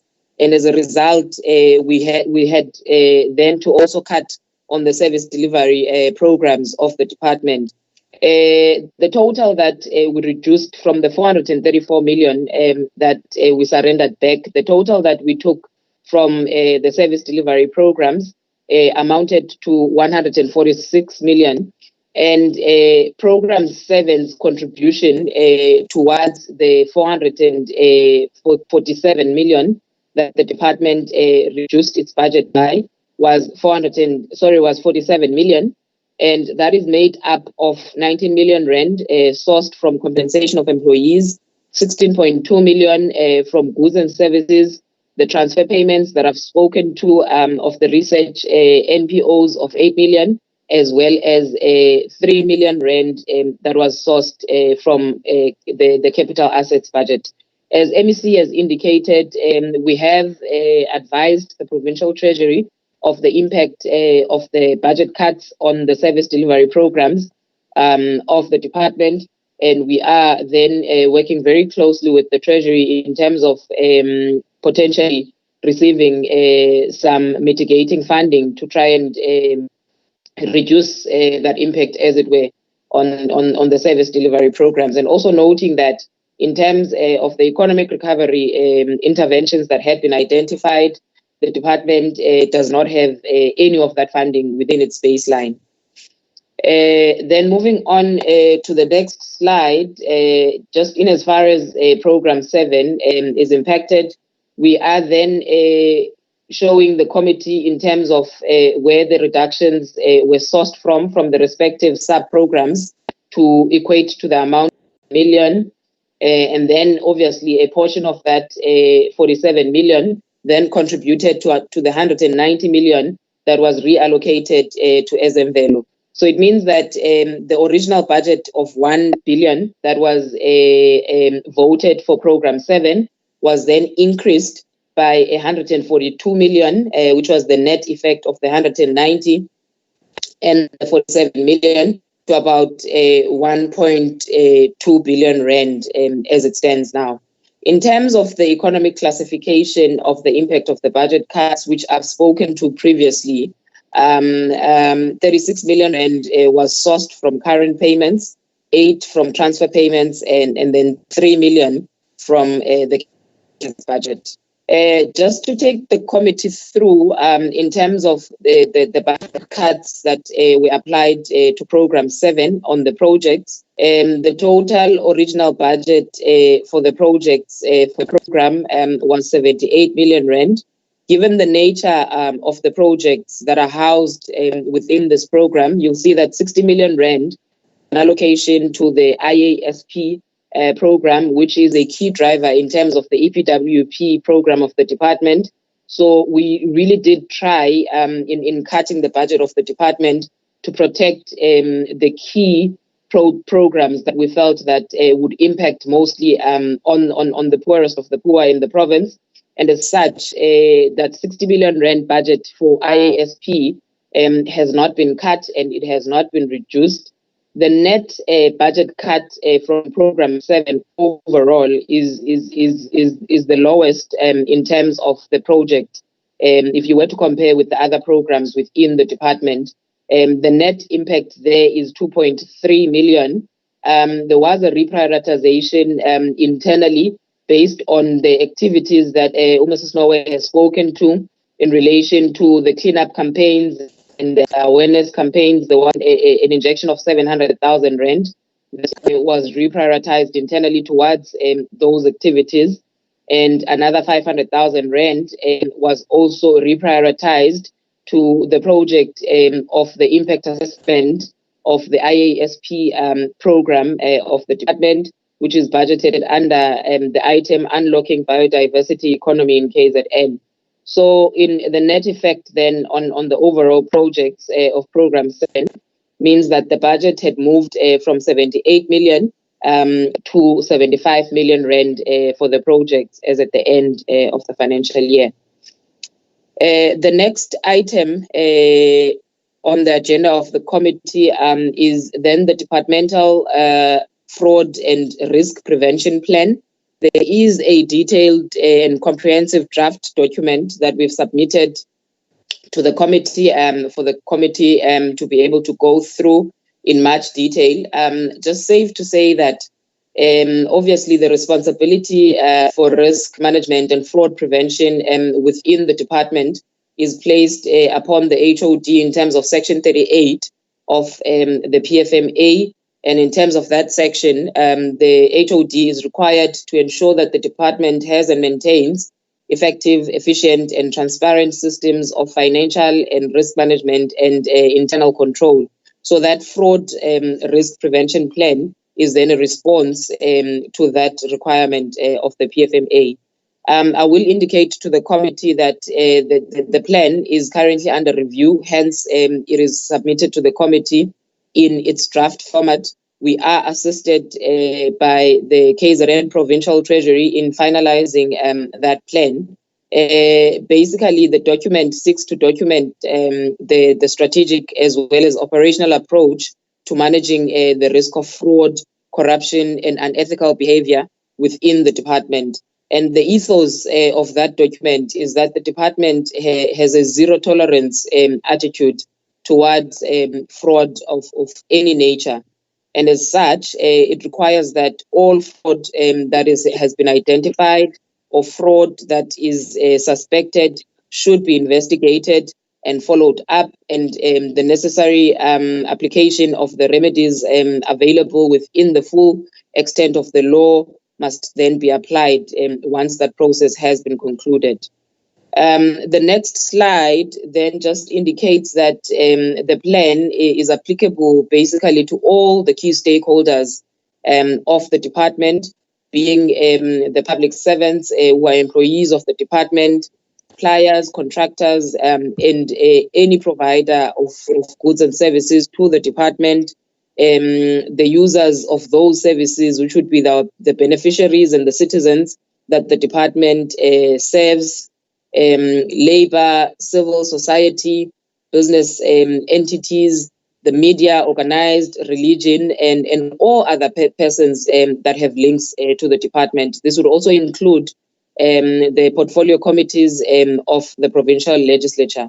So once the plan has been reviewed, and it has been finalized and approved by the HOD, the MEC, as well as the Audit and Risk Committee of the department, it shall then be workshopped in full to all the stakeholders that have been mentioned above, as well as this committee of the department. And as I mentioned, the document itself is an attachment to this presentation. It's Annexure 8.2 of the documents that were submitted to the committee. Thank you, Chair. I will now hand over, I think, to Mrs. Noelle to then take the committee through the rest of the presentation. Thank you. Thank you, CFO. Doing 8.3, which is an update on COVID-19 intervention measures. The outline, maybe just in summary, in terms of the regulations that impact us directly as Program 7 with respect to COVID, is mainly the EIA regulations of 5 June, which indicated that all EIA processes must resume. There should be limited use of paper, limited face-to-face interaction, and that the appeal processes also have to resume.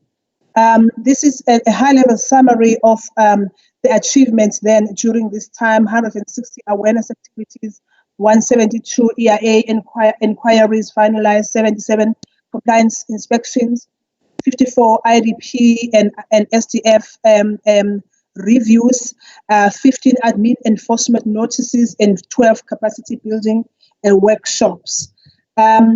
Now, this is just showing a breakdown of the high-level figures that I represented. For example, under environmental empowerment, we indicate how exactly we came up with the figure. What did we do from the first week of July, which was the first week after, or the last time we engaged with the portfolio committee up to date. The rest of the presentations are providing that breakdown in terms of the weeks.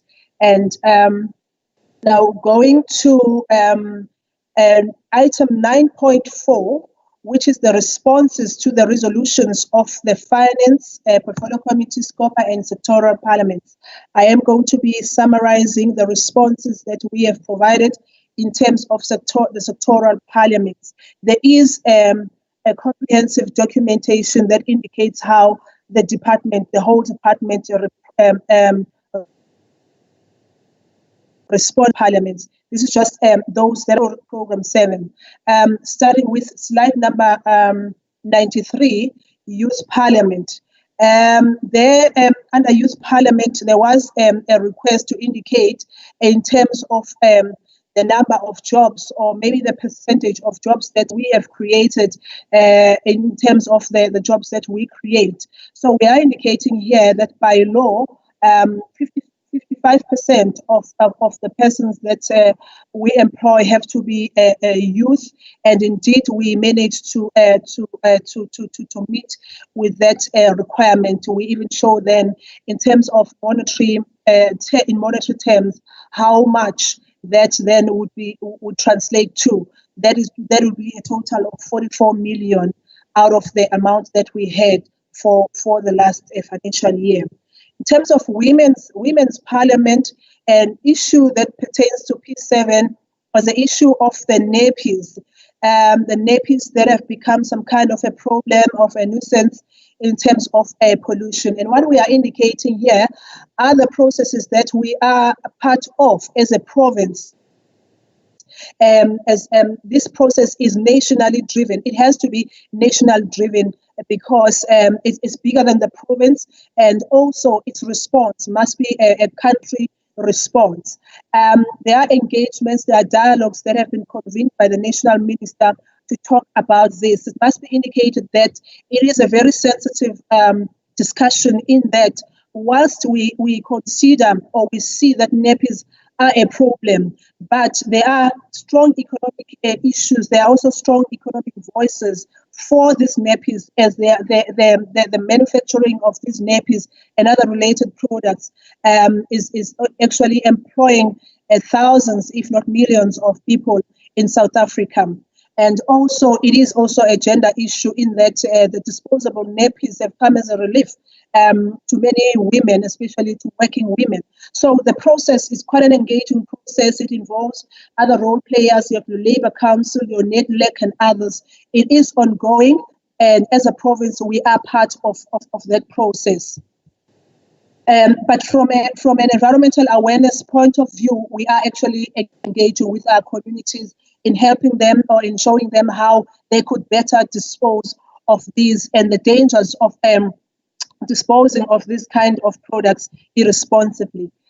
Still under Women's Parliament, there was also a request again to show a breakdown in terms of the number or a percentage of women that we have employed. So still under our EPW program, again, it is a requirement in terms of the EPW process that 60% of the persons that we employ should be women, and indeed we met that requirement. So yeah, Of the 15,880, 9,528 were women. And in terms of the workshops, again, from environmental empowerment, there are workshops that are specifically designed for women groupings like your women cooperatives and so on and so on. And the figures are provided here on the slide. With respect to the parliament, people with disabilities, again, there was a requirement also to show how we have actually met the legislative requirements in terms of persons with disabilities. 2% is what we are supposed to meet, and we met that. That translates to 300 beneficiaries. So 300 of the people that came under the program were people with disabilities, and in terms of money, that is 1.6 million of investment that went towards that particular area. Under the senior citizens parliament, the issue that was raised there was the issue of the bush pigs, the wild pigs that have become some kind of a problem in other areas within the province. And the response, again, that we have here is that there is a strategy that has been developed by Ezemvelo to deal with, to manage these bush pigs. So the strategy is there. All human-wildlife conflict cases are investigated by the district conservation officers. There is also the issue of the facilitation of the traditional hunt of these animals to try and reduce the numbers, as well as to increase awareness of how to deal with these animals in localities where they are found.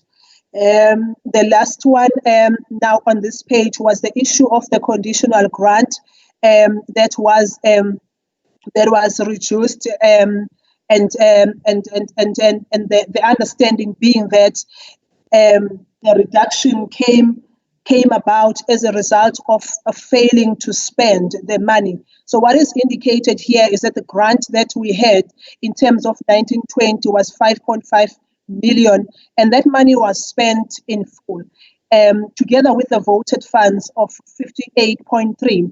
But what was the issue of the late start of the spending, especially with respect to the grant that came as a result of the many issues that are also related with the change of administration last year, which actually meant that we actually started working towards during the third quarter, the end of second quarter, but the actual spending started during the third quarter. So yes, the formula that they use is that they monitor the spending only for the first quarter. So if there's anything that happened to tamper with that, then it affects the formula. Otherwise, the money itself was spent 100%. The slide that is following, which are the issues that were now raised by the Finance Portfolio Committee, are actually exactly the same as the one that I've already indicated, which were around the issue of the grant itself that was reduced. And the answer is what I've provided in the previous slide, which is reiterated in slide number 98, as well as number 99. Those that speak to that reduction of the grant and the reasons for that and what is to be done to improve that. What I can indicate is that to deal with that issue, the executive authority has approved our new list reprioritization list for our EPW project. And what is new also there in terms of the modality is that we are not going to be taking a beneficiaries for 1 year, but rather for 3 years, so that we avoid this break of contracts that normally happens when we end the financial year, which has been very unnatural and very disruptive, not only from a financial management point of view, but also from an ecological restoration point of view, because during the time when we are drafting new contracts, we see now the regrowth of aliens. By the time we finish those processes, the aliens plants have grown in the places where we had already worked. So this is a new modality that we know is going to be helping us on two fronts, in managing the finances, the project, as well as in managing of the alien species themselves. So that is the end now of the responses that we have. In terms of SCOPA, the department did not receive any follow-up from SCOPA resolutions. So this then marks the end of my presentation. Thank you very much, HOD. Thank you, Sipho. Honorable Chair, we are done. We are handing over to you now. Thank you. Okay, thank you.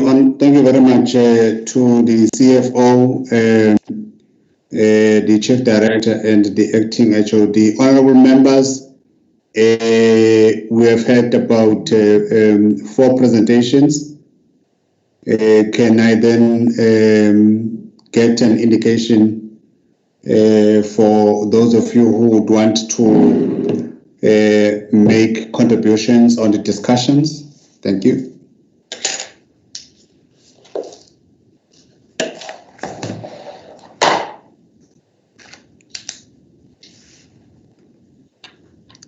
Very strange. There is no hand. Cele. Okay, Cele. Okay. Who is that? It's De Boer, Chair. Okay, De Boer. All right. Okay. Mazibo. Okay, Mazibo, that one, and Rashpansi last. Let's start with you, Ma'am Rashpansi. Chair, I'm looking at the risk and the fraud prevention plan, and I know that we are told that once it's finalized, then it'll be presented to us, but I really needed to check, exactly when will it be finalized. Maybe some sort of time period. The other is the Mzimvelo board suspension. Now, I just needed some clarity on this. Basically, whether the members are, just paid S&Ts, or some of them may be full-time salaried. I need to check on that. And then how long that investigation will take, and if it involves monies, then like what amount are we looking at, and maybe a little more about that case. The other was, I think I just trying to, the risk and fraud prevention plan. It is said here that the detailed plan is in Annexure 8.2, but I don't have that annexure attached, Chairperson. I don't know whether other members have that, because it would be nice for us to have a look at what the plan entails. Thank you. Okay, Nzima.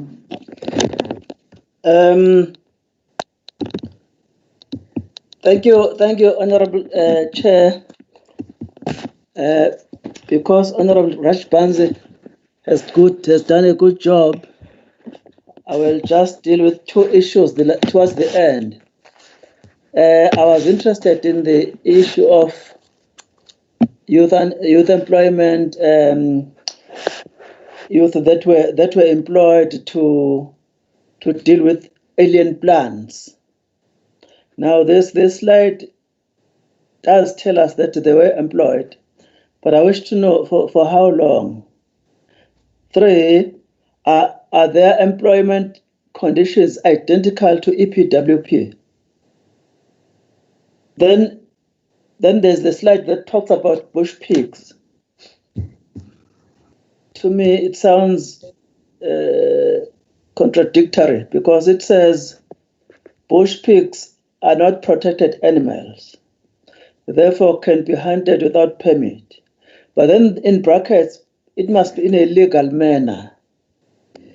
Could you unpack that for me? Unprotected, without permit, in a legal manner. How do you do that? Those are the two issues. Okay, the board. Chair. Hi, good afternoon, Chair. Again, to answer a small question, but perhaps Ezemvelo can give another answer, is that you need landowners' permission to hunt bush pigs. And even if you needed a permit, the permits aren't very expensive. I'll buy one for you, Honorable Mazibuko. I think they may be only 12 Rand. But anyway, it concerns me greatly, Chair, that we are sitting with the suspension of the board of Ezemvelo. Ezemvelo is collapsing. It's totally crumbling. It's been crumbling for many years. And now we have a board suspension. And to be quite honest, I think the committee has been a little bit in the dark. I think it would have been good if the committee had been appraised of some of the reasons, perhaps just before this very public announcement now. We know there's been problems, but the sudden suspension, we do hope that it will lead to the actual the righting of the wrongs at Ezemvelo. And we're talking about simple things, and we've seen the simple things being magnified. We've seen the fires at some of the reserves, which destroyed staff accommodation. Now, apparently, the people who are responsible for cutting fire breaks are not employed yet, or only on a temporary basis, and that report is still sitting at the Premier's office. Chair, we really need to start getting the base right at Ezemvelo. And whereas we might shuffle the pieces on the chessboard at a higher level, at grassroots level, it's the staff and the workers who need the support and who need the budget to actually be able to do their jobs properly. And unless we get that right, I fear that Ezemvelo is actually not, well, it's even now not fulfilling its core mandate. We've seen a 50% reduction in the helicopter services, which are supposed to actually prevent rhino poaching and other airborne operations that are supposed to prevent other poaching. We don't have enough staff on the ground to prevent poaching in general in any areas. Ezemvelo is not able to give farmers, private farmers or anybody else any kind of protection from poachers. This issue is escalating in a magnificent way, particularly in the Cato Ridge area where people's farms are being threatened, people are being threatened at gunpoint. So what is Ezemvelo actually doing? I mean, are we're not able to upgrade our facilities? What are we doing? We're offering a 2-star rating accommodation for 5-star prices. Not all of our reserves are open yet. We have problems with our booking systems. Our board is suspended. We're not doing anti-poaching operations. So it actually begs the question, what is going on in Ezemvelo? And if heads must roll, then heads must roll. If we need to start appointing other people in management positions, then we need to do that. But at the same time, Chair, Ezemvelo is top heavy, and it has been top heavy for many, many years. We need people on the ground who in the service delivery roles and not management, because we've got too many people in management who are making executive decisions, but the people on the ground actually can't implement them because they don't have the resources or the manpower to implement those decisions. And that is very concerning, Chair, on the issue of Ezemvelo. And I think it would have also been prudent if we had got a bit more of a report. We had a brief report on it, but more of a report on what is happening in the Drakensberg with those fires, the extent of the damage. There was almost a loss of life there. And that needs to be addressed as a matter of urgency too. How that will be addressed, I don't know, because we obviously have no capital budget whatsoever. And that's just something that we can't do anything about. There was some proposals at our last meeting, whether Ezemvelo can approach some of its fellow entities to seek some kind of funding. And I'm wondering if we've made any progress in that regard too. As a committee, we speak a lot about empowerment initiatives, and we speak about alien invasive clearing, which in my opinion is not that effective. And at the end of the day, our biggest entity within this whole portfolio is Izimvelo. And we keep on talking about it and nothing changes. We must appreciate, to be very honest, we must appreciate that the MEC has taken a step to suspend the board. We trust and believe that there is sufficient evidence to perform that very drastic function. But what's the next step? Let's take the next step now, and not in isolation either. Let's take the next step as a portfolio committee, as a multi-party committee, to try and plot a way forward. Looking at quarterly reports the whole time and seeing the bleak picture is actually not helping the citizens of this province. And unless we intervene, Chair, Izimvelo is going to collapse, and our natural resources and heritage, which, by the way, doesn't belong to Izimvelo, but belongs to everybody within South Africa, and especially the province of KwaZulu-Natal, will be put at risk in a major, major way. Thank you, Chair. Honorable Taylor, thank you. Thank you very much, Chairperson. One would like to firstly thank the MEC and the department for the reports that they've just given us. She forever rises up to the occasion. Thanks, MEC, for the work that you are doing. Chair, on the issue of Izimvelo board, we are going somewhere, because when I remember in the few portfolio committees, we've been speaking about the issues of Izimvelo. So we are definitely behind the MEC and her decision to suspend the board. I'm not sure. I think Honorable De Boer sometimes confuses me. He says he doesn't have information on Izimvelo, but he goes on and on, giving us information on what is happening and what has not been happening at Izimvelo. So for me, the decision that you took, MEC, it's in fact long overdue.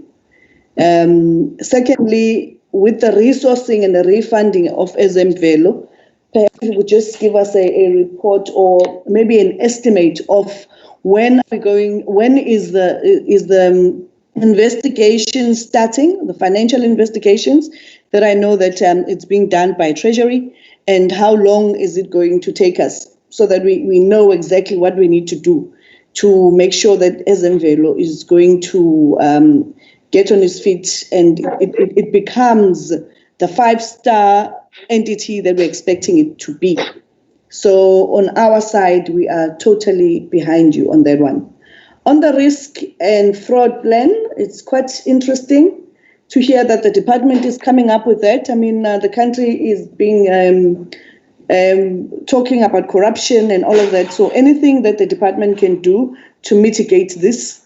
Can we get the timeframes though, as in when can we expect this plan to be given out, so that we can also look at it and give input?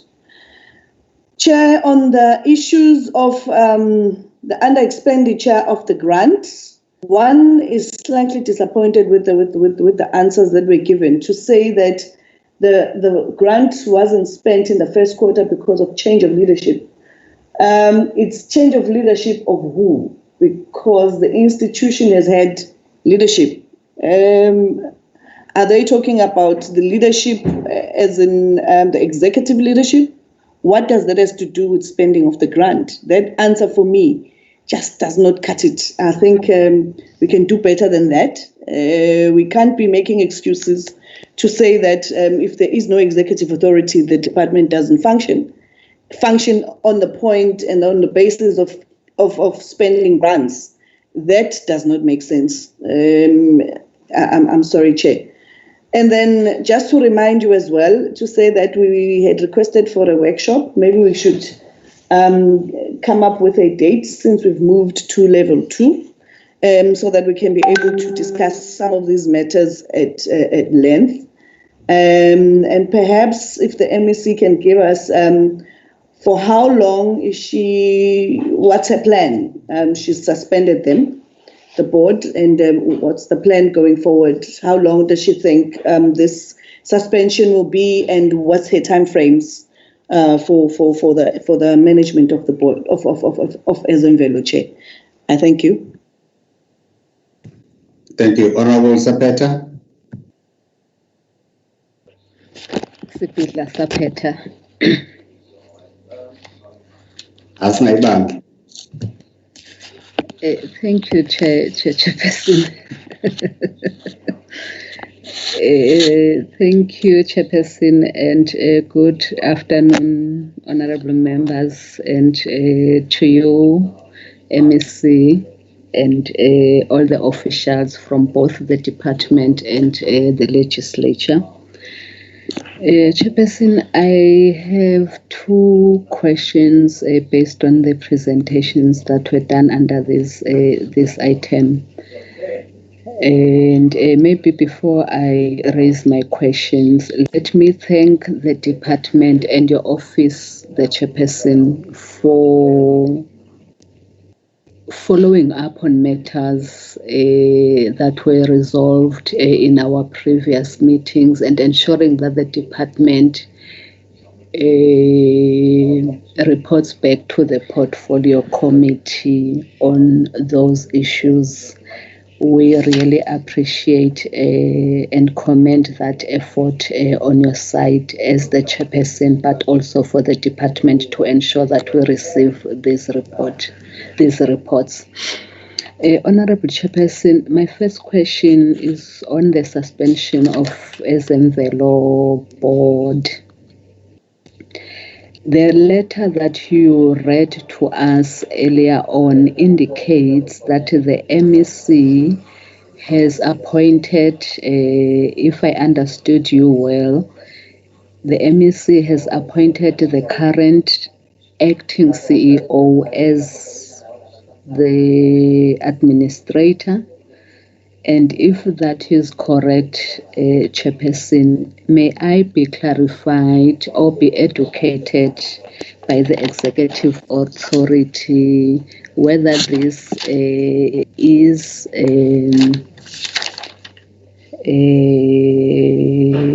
permissible or acceptable within the framework of the law or the laws of the country, and if it is so, which laws or law the executive authority applied in appointing the current acting CEO, as an administrator.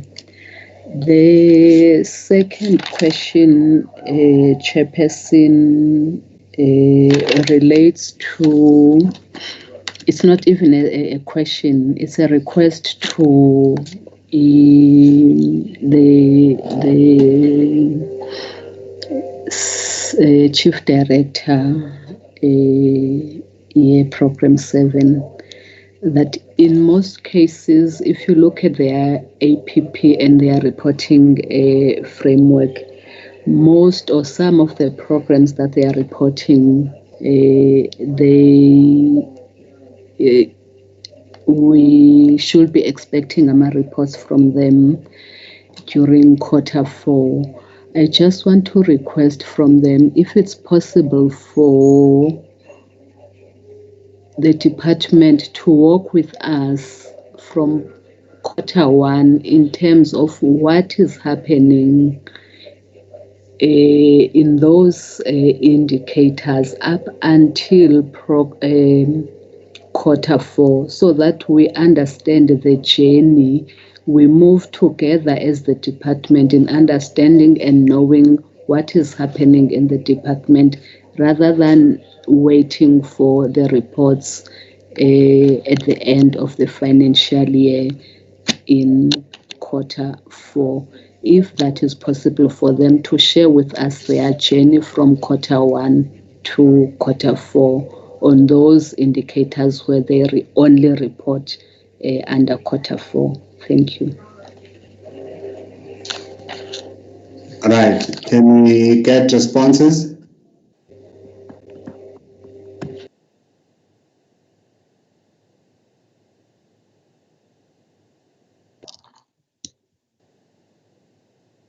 HOD? Sorry, I was on mute. You can start, Mrs. Noel.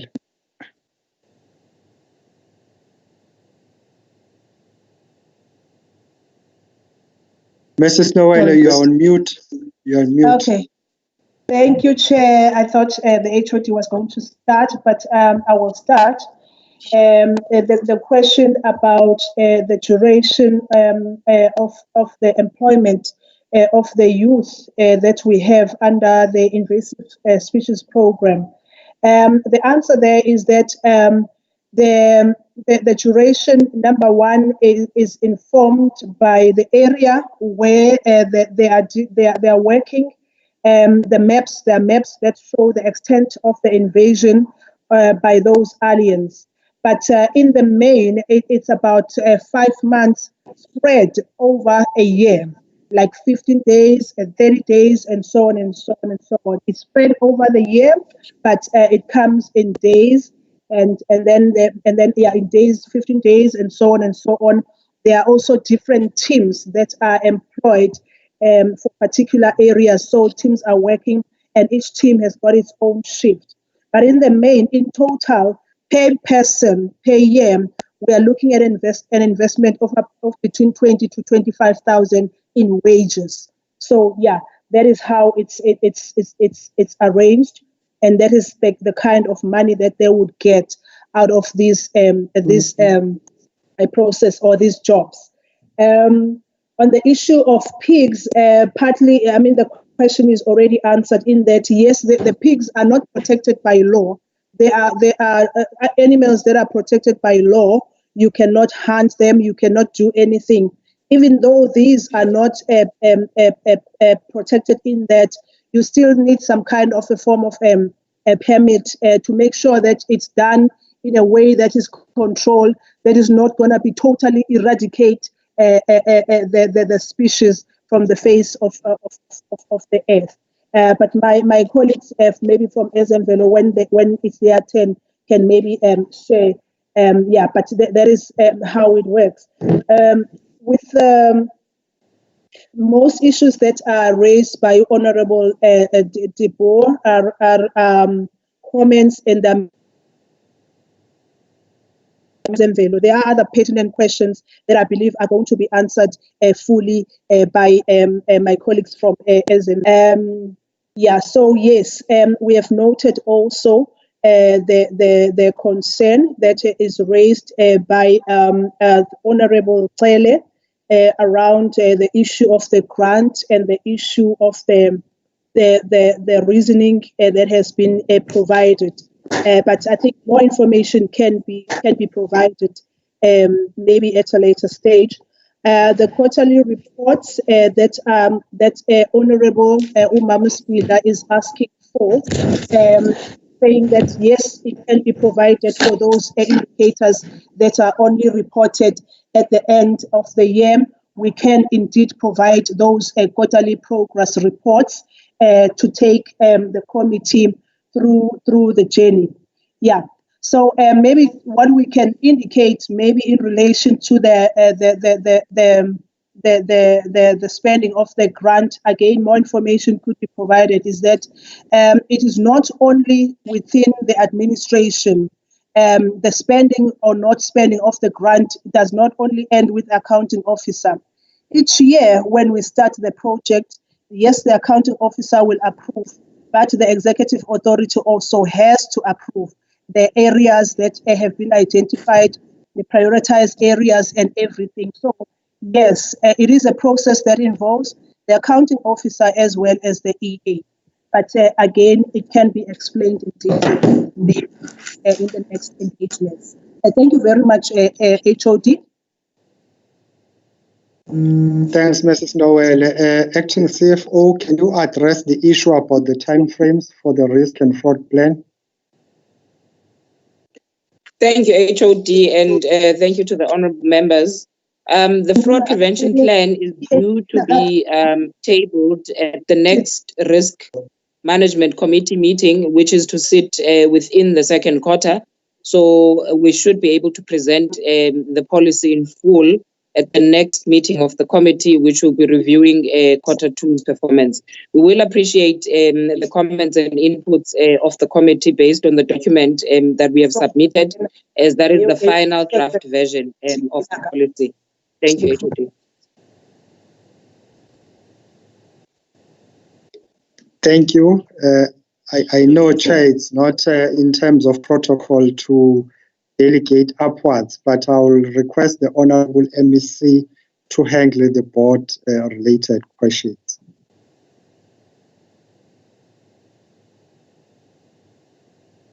Taken more than enough time for the committee now. I'm just worried because there's still another presentations to be made, another 5-10 presentations to be made.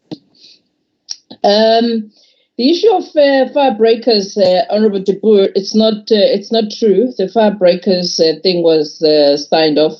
The fire that broke out there was not as a result of fire breakers not being employed. The issues of Ezemvelo, I think it would be appropriate that we deal with the issues chaired through you, that we are not all over when we are dealing with the matters of your committee. I think we can't be everywhere. Sikhulume nje ngayo yonke into phansi komthunzi welanga. So kugcina senomhlangano wakho sizofaka nasehlathini. But on the matter that we had raised around the board, maybe let's concentrate on the matters that we've raised.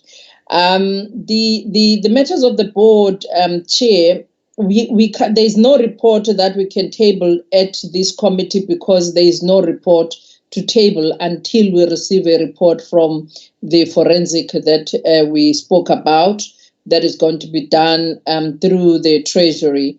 There are two types of support that we have sought from the Treasury office. One support that we've sought is the support where we are going to be analyzing the budget of Ezemvelo in terms of analyzing the budget spent. Where are we spending our monies of Ezemvelo? Where are the budget pressures? How many staffing we have? Where are they? The top heavy issue the honourable member is talking about. Is it true? Is it not true? Just to understand really the budget structure and be able to say how do if there's a need to restructure the way the budget is done in Ezemvelo, how do we then restructure the budget of Ezemvelo so that it talks to the mandate of Ezemvelo? So that is one work that is being done by the Treasury, where they are having the Treasury budget analysts that will be working with Ezemvelo. The second part, which is an external work, is that one of a forensic that is being done. And as the Honourable Cele has indicated and other honourable members have indicated, and you, Chair, you've always indicated that Honourable De Boer as well has said, forever, for many years, we've been having and we've been talking about problem at Ezemvelo. And when then there's action that's need to be taken in terms of dealing with those problems once and for all, then let's allow that process to unfold so that we can all understand what is it that is going on. But also let's not preempt anything that is there or that is not there. Let us all await what is going to be coming out from that report, and the report will tell us what is it that has gone wrong and what is it that needs to be fixed, and then that will then enable all of us to say, let's then bring the organization back to its full steam where it's supposed to be. So that's what I can say. So we can't say Ezemvelo we must help Ezemvelo. It's needing our help. We don't know where to help. at the moment until we know from that analysis, we know from the report as to this is where things have broken, this is where we need to fix. So we need to know where are things broken, what is broken, what is it that needs to be fixed. Then we can then take appropriate action. Thanks, Chair. Thank you very much, Honorable MSc. We will make remarks as we go towards the end of the meeting in relation to the issue of the suspension of the board in particular, because the board has to have a resolution in relation to the suspension of the board. Can we then get the acting CEO to present to us Ezemvelo?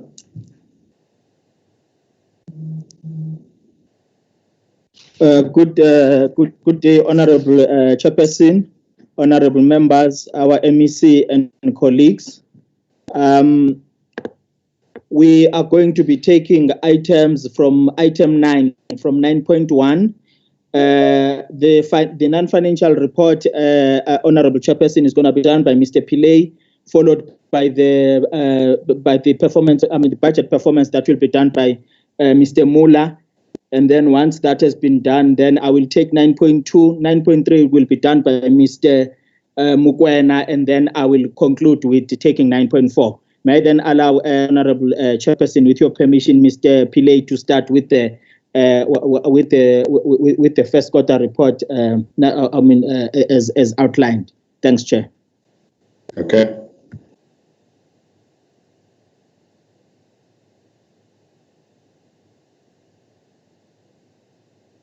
Good afternoon, Chair. Good afternoon, honourable members, honourable MEC and colleagues from both from the department and Ezemvelo.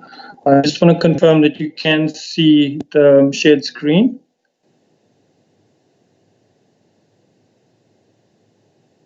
Yes. Yes, I can see, yes. Thank you very much. Like the acting CEO said, I will take you through the non-financial reporting for Ezemvelo for Q1. The first slide deals specifically with just a synopsis of across all of the programs at Ezemvelo, the performance for Q1. This is read together with the annexure that's in the pack. I'll take you through just the key aspects that we would want to raise in relation to Q1 as the information was circulated previously. The first aspect that I would like to raise is on page 4, and this is in relation to the aspects of the percentage of the province that is under formal protection. Here we've got a national target that we're contributing towards in the MTSF, and again here this deals with proclamation of stewardship sites. This is an annual target, but I think here the one key thing is that we just need to make sure that we formalize the protocols with the MEC so that we can actually proclaim these sites within the financial year that's this current financial year. The other one that we'd like to raise is around the permits. Again here, and I'll talk to it later on also, the permit processing within that time frames, we were underachieved in the first quarter, and this was merely resultant as because a lot of the DCOs were not in place, and the vacancy rates here actually affected the processing of these environmental biodiversity permits within the time frames.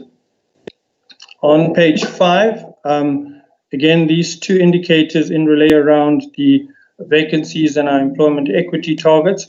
Here, these both indicators are reported on annually, but it must be mentioned that of the 22 of the 85 approved vacancies that were planned to be filled in this quarter, the recruitment process had to be stopped due to the budget constraints and as a result of the COVID-19 pandemic. I think this here is key because it actually impacts on service delivery, both as I indicated on the permit processing, and even further on I will talk about the management effectiveness also for protected areas and the district management functions. The next one is on page 6. Here is specifically around the ecotourism. I think here you'll see both the visitor numbers and our occupancy has taken a huge dive in as a direct result of the pandemic. The visitors of 10,988 were realized only for the first quarter, and this was only the opening of our protected areas in the month of June. Just to put this into perspective, last year, in the same reporting period, we realized 146,748 visitors in quarter one. And you can see the huge dive that it's taken. And also, because all of our resorts were closed, there was no occupancy.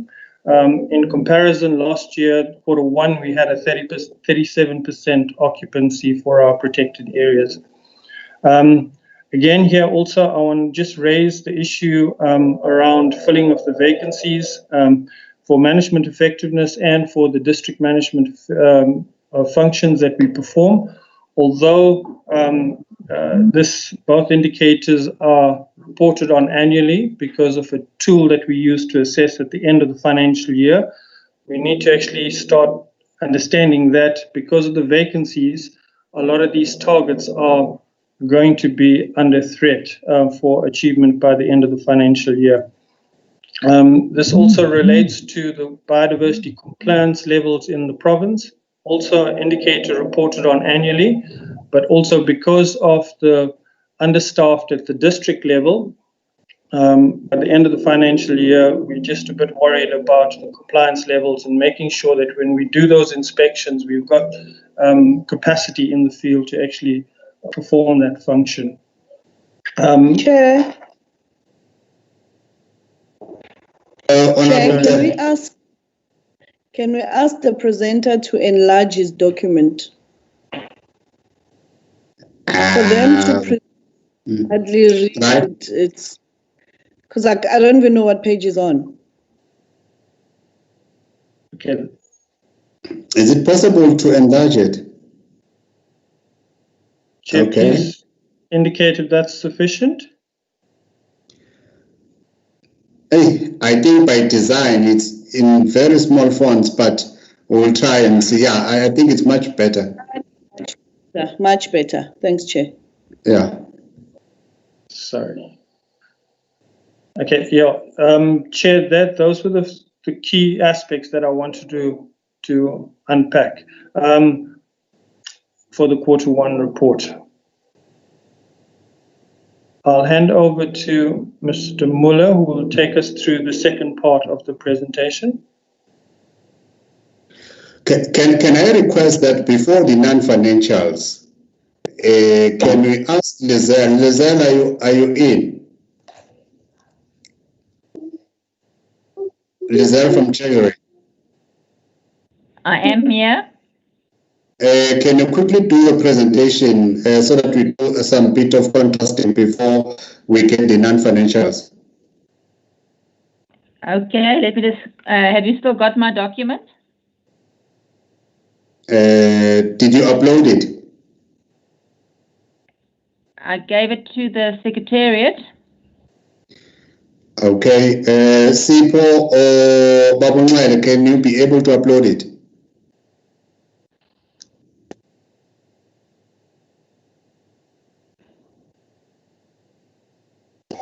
Chairperson, can the committee see the document? Yeah, can you enlarge it's very small fine prints.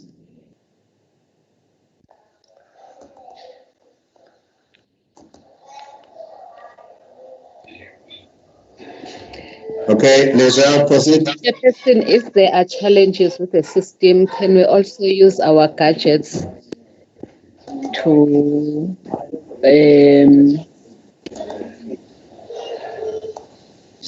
proceed, Lizelle, thank you.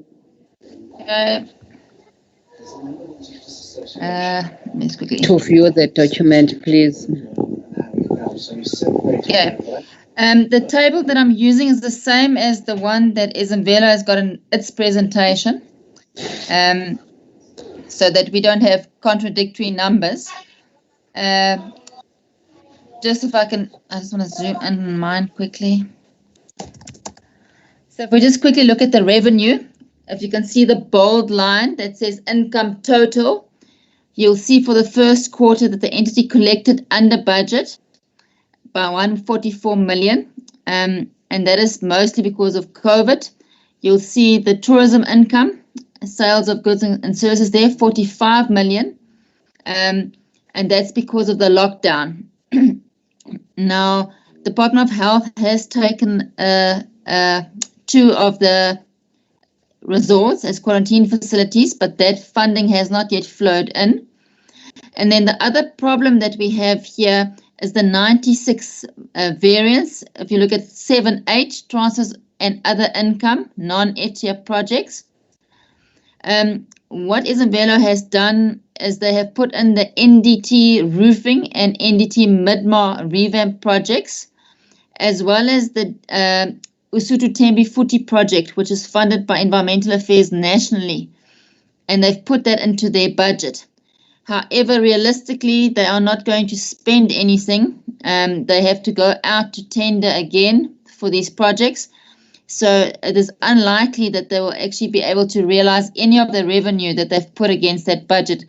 Or if I say any, 62.8 is the Midmar projects, and then Usutu Tembi is 18 million. So the budget there is overstated. So the variance is not quite as much. We're looking at a variance of about 55 million in the first quarter. This picture is a bit distorted because of COVID, and we do foresee an improvement for the rest of the year. If you then go down a few lines with compensation, you'll see there's a underspending of 58 million, and then goods and services underspending of 32 million, and then the transfers and subsidies are those heritage assets, other lodges. And then on the assets total, there's 50 million underspent. However, saying that it's not money that we can bank. The compensation of employees is non-filling of posts. However, considering that it's cut back on the helicopter security by 50% and renegotiate security contracts in order to realize savings, it may be wise to put more money into that. In the first quarter, it can be seen that revenue was less than expenses, which meant that the entity had some of the ETIA project funds which it received in the prior year. It had to borrow from that, because if you look at, they've earned 195 million, they've spent 204, therefore they had to dig into their coffers money that was already given to them. So they have got a cash flow problem. And the transfers this year would need to be managed carefully, because the entity is running out of not necessarily money, but out of cash. So it had to borrow from those ETIA projects to offset the expenditure until the subsidy was received. The 190 extra million that it's been given from the revenue fund, we would also need to look into that, how it's going to be spent, because more importantly is the planning. Izimvelo has had a problem in executing their plans, firstly to plan, and then actually because of the problems that it has in terms of capacity and now the leadership that's lacking, there may be a problem in executing the spending plans. The other problem is the synchronization thereof, knowing how long an SCM process takes, and also knowing how long infrastructure planning takes. So the lack of capacity in SCM and in infrastructure remains a concern for Treasury, and that is exacerbated by the current issues around the leadership. Other issues that are faced by the entity, which is not evident in the spending for the first quarter, but it will pan out through the rest of the year, is the fire management program. It has not yet started. I know the MEC said it was approved. Yesterday when I checked, it was still with the Office of the Premier for the appointment. Now, Izimvelo could actually not start to plan for this program earlier because it didn't have the funding. Before it got the extra 190 million, with its revenue for the year being under projected projected to undercollect by 200 million, and they haven't yet got new spending plans and zero-based budgets in place, they could actually not proceed to full posts. And the program is about 18 million rands worth if they didn't know where the money was coming from. So it is well delayed. And then this is not the first arson fire that we've had. There have been hundreds of hectares already destroyed in vegetation because the program has not started. Then the economic climate, there's also been an increased demand from adjacent communities for permanent employment. And if they can't get permanent employment, there's also incidences of theft and vandalism. The economic climate also, we see there's an increase in poaching for bushmeat, and that's escalated because the staff is under rotation or on rotation under the lockdown. Then the human-wildlife conflicts on the rise due to fence inspections and the maintenance that's not being done currently. And then there are unresolved challenges with Isamangaleso Wetland Park. Right now, Isamvelo has still got a responsibility there, and there's a very high incidence of theft and vandalism. And there's also the uncertainty about the roles and responsibilities concerning that park. So that will also affect spending going forward for the year. Thank you, Chair.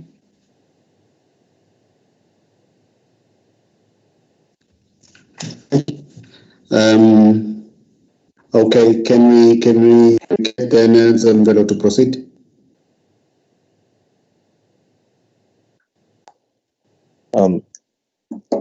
Good afternoon, Honourable MEC, Honourable members and colleagues from both the department and Isamvelo.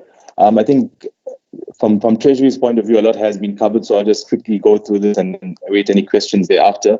On the first page, we've got a summary of all funding, which is on page 4 as portrayed on the screen.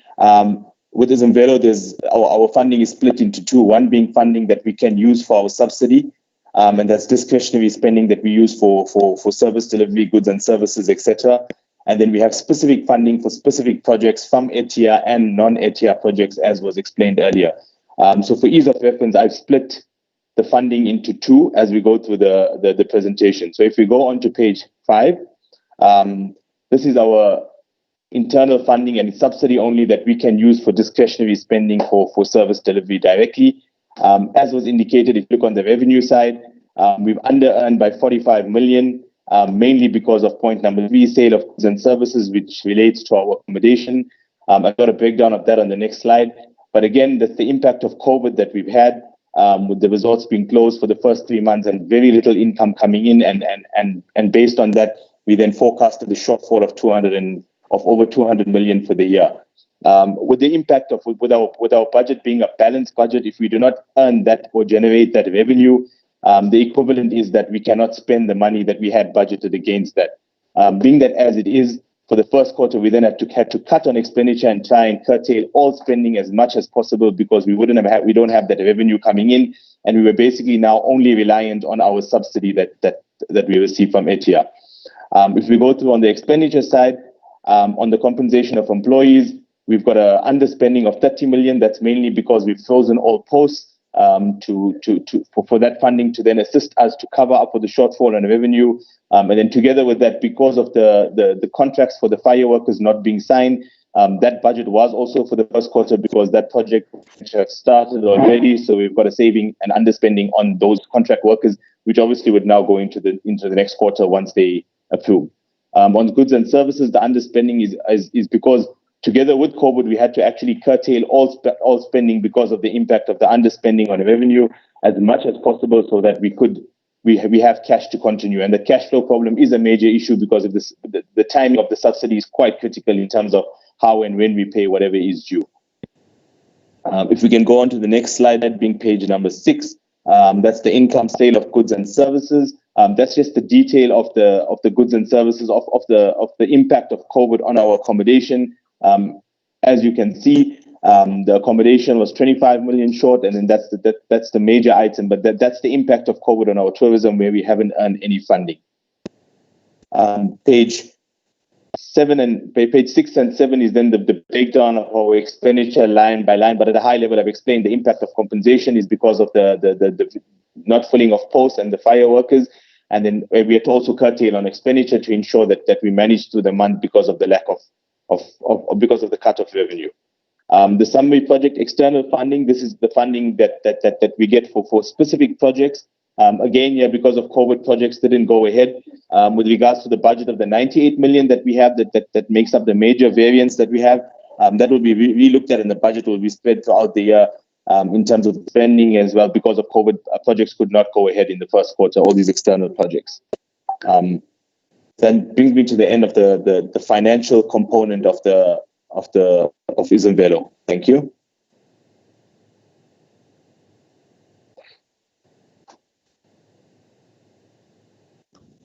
All right.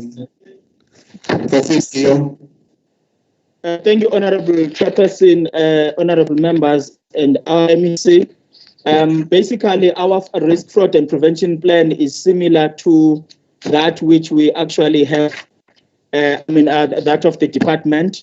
We are also, following the legal framework of Section 38(1)(a)(1) of the Public Finance Management Act, where there is a request by the CFO to ensure that Izimvelo maintains an effective and efficient, transparent system of financial and risk management. We currently have a plan that is in draft format, which has already been tabled to the Audit and Risk Committee for review. Chairperson, it was meant to have been tabled at the board, which was meant to, at the committees, which were meant to sit in the past week and this current week. And now that there is this latest development, we'll then take it through to organize labor, and then we will submit it. So, similar to the department, we should actually be in a position to submit it in the next committee, as it's more or less similar and in line with the department. We are also taking zero-tolerance attitude towards fraud and corruption, and we'll make sure that we take all necessary action should there be a need as a result of what might have happened. On the following slide, also similar to the department, our plan applies to Izimvelo employees, to our to service providers in the form of suppliers, contractors, and providers of all goods and services, even our customers and all relevant stakeholders that are actually involved in doing business with the organization. And we have made an attachment, Chairperson, in the form of Annexure B of the actual document that we are referring to in the two slides. Thanks, Chairperson. I'll then request Mr. Mkwena to just take us through our update on COVID-19 intervention measures.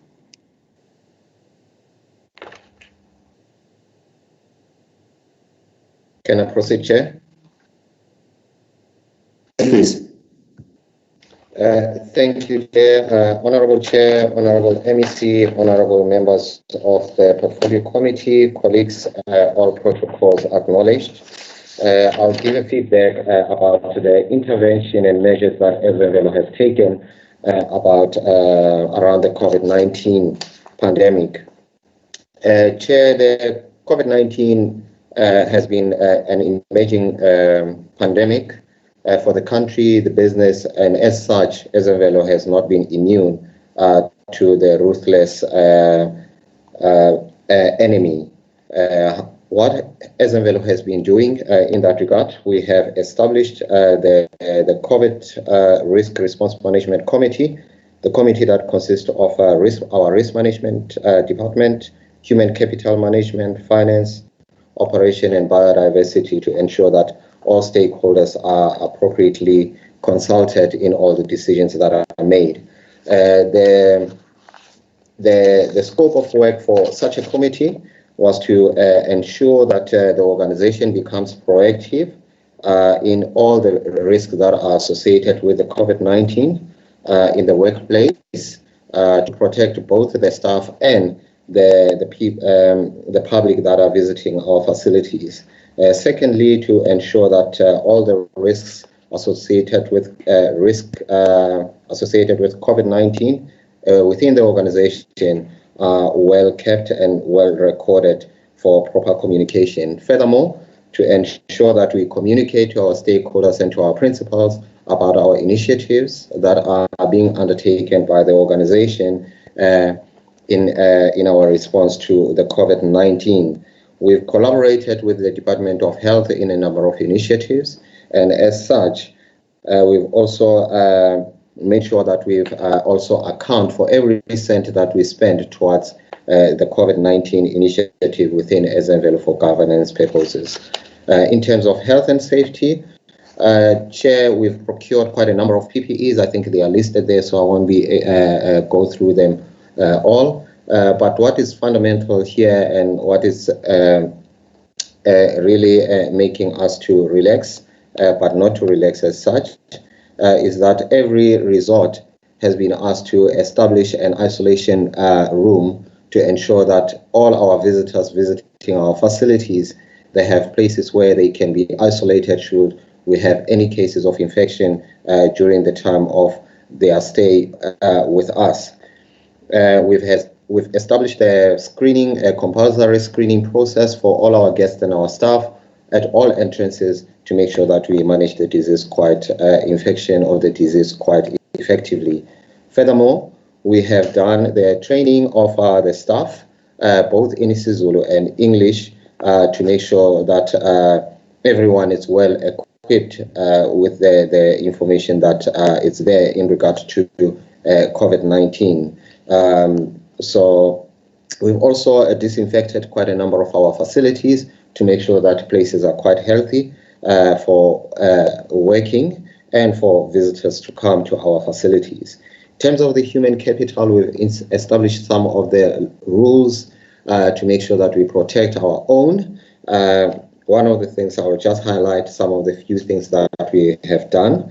All employees that are expecting, they've been asked to stay at home and to work from home and to provide a medical certificate where it's required to ensure that we keep a record of that. Employees with underlying illnesses, such as chronic respiratory illnesses, have been asked to work from home as well, and other comorbidities as classified by the Department of Health. Next slide. Employees that are 60 years and older have been asked to encouraged to work from home. However, considering that we need some of the skills of the people who are at that age gap, age level, we've requested that people at that age level, 60 and above, to ensure that they liaise with their line management to make sure that we don't expose them unnecessarily. The organization has been managing the infection quite well thus far by ensuring that those who are showing signs of sickness as prescribed by the Department of Health, they report appropriately, and those people are properly managed in the workplace. Next slide.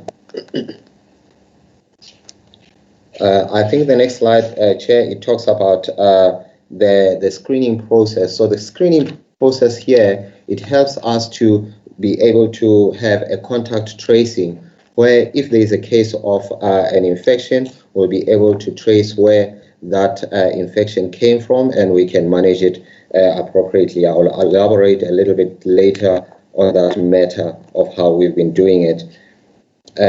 So everyone has been subjected to daily screening at all entrances, I've previously alluded. And then I'll go to the next slide. Next slide. To ensure that all employees in the organization are appropriately working, so all line managers have been tasked to put a rotation plan for all the staff. This is to minimize the exposure of too many staff in the workplace, such that if we happen to have an infection, then we have a second group of people that can keep the business going as part of our business continuity strategy. Continued support has been provided with to our law enforcement, particularly the field rangers, and the security personnel at the gate to ensure that our properties during the lockdown period, all the properties of Ezemvelo are appropriately taken care of and are secured at all times. And those have been provided with adequate PPEs such as masks, gloves, and hand sanitizers and other equipment that might be required. Next slide, please. Chair, the organization has not been only looking internally, but we've been also looking externally, because the mandate of Ezemvelo goes beyond our borders, and that we have implemented some of the initiatives that support the communities that are journeying some of our protected areas. So we've collaborated with organizations such as African Conservation Trust, Wildland, People Nature Connect, in distributing some food parcels to our impoverished communities to protected areas. Secondly, we have been engaging with our community conservation officers to ensure that people who are trading or doing business through the existence of our protected areas, they are also provided with adequate information in accessing some of the funds that might be distributed by the state. Furthermore, we've also availed some of our water tankers to deliver water for free to some of the communities adjoining some of our neighboring communities. So Ezemvelo has provided that kind of a support. Now, Ezemvelo Chair has also been working quite close with the Department of Health in support of a government mandate to cap the scourge of coronavirus. So at the call of our MEC, we've availed some of our facilities, tourism facilities, to be used as quarantine and isolation inside. So we are working quite close with the Department of Health.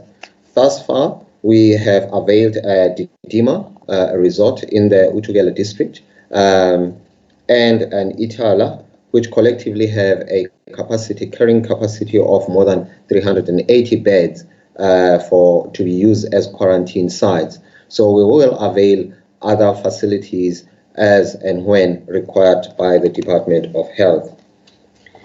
Furthermore, Chair, we've also been supporting some of the SMMEs that are doing business with us, our business partners, by providing them with temporarily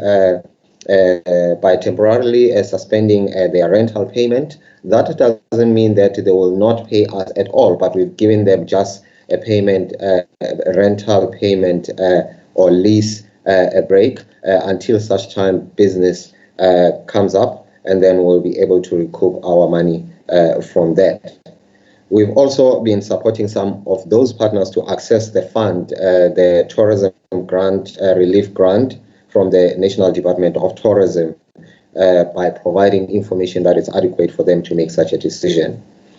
Another strategic initiative that we've implemented as the organization is to collaborate with our travel trade partners, and we are also implementing satellite offices to expand our sales network to access areas that the organization might not have the capacity to expand. So that during this coronavirus, we are able to reach out to the community. This is in a call with the National Department of Tourism strategy to enhance the domestic tourism.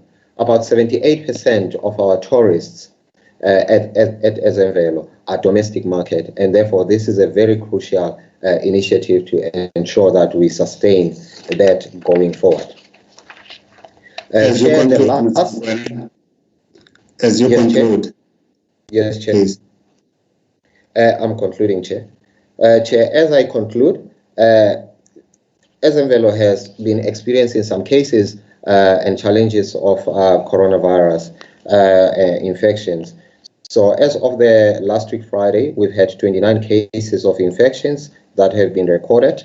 17 of those have recovered, 11 are active cases, and fortunately we have no fatalities or mortalities in the organization. So the organization, Chair, in conclusion again, continues to monitor the COVID-19 infection at the workplace to protect both our staff and guests, and to adjust our business practices on the regulations and guidelines that are provided by government. Thank you, Chair. Thank you very much, Mr. Tim Kwena. Can we then quickly have the SCOPA report, the responses from the Finance Portfolio Committee, please? We are really running behind time. Thank you. Thank you, Chairperson. It is just a quick one from me. It's only one slide.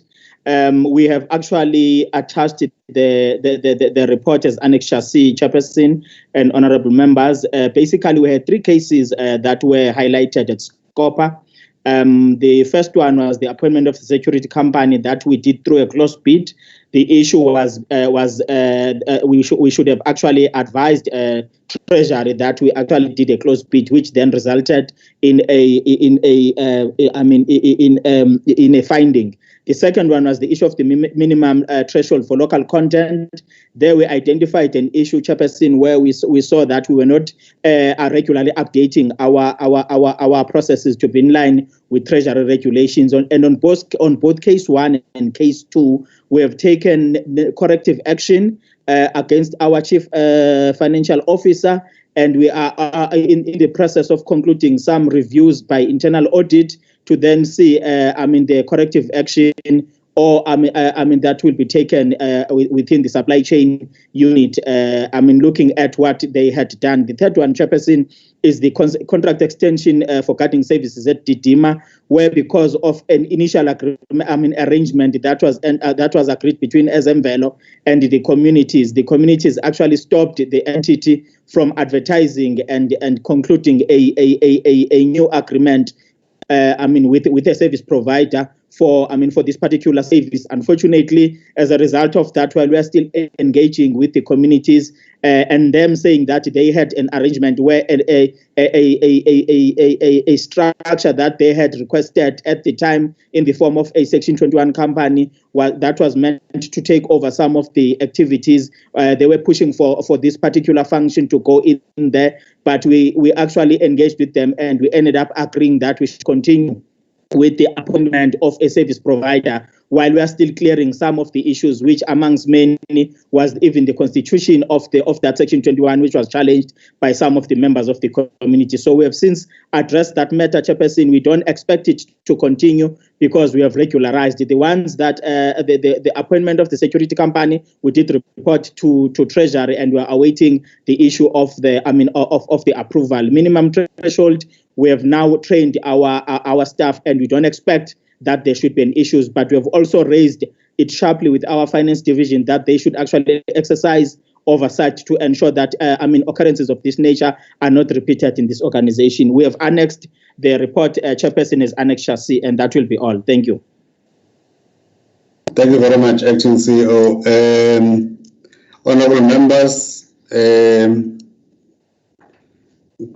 you then comment?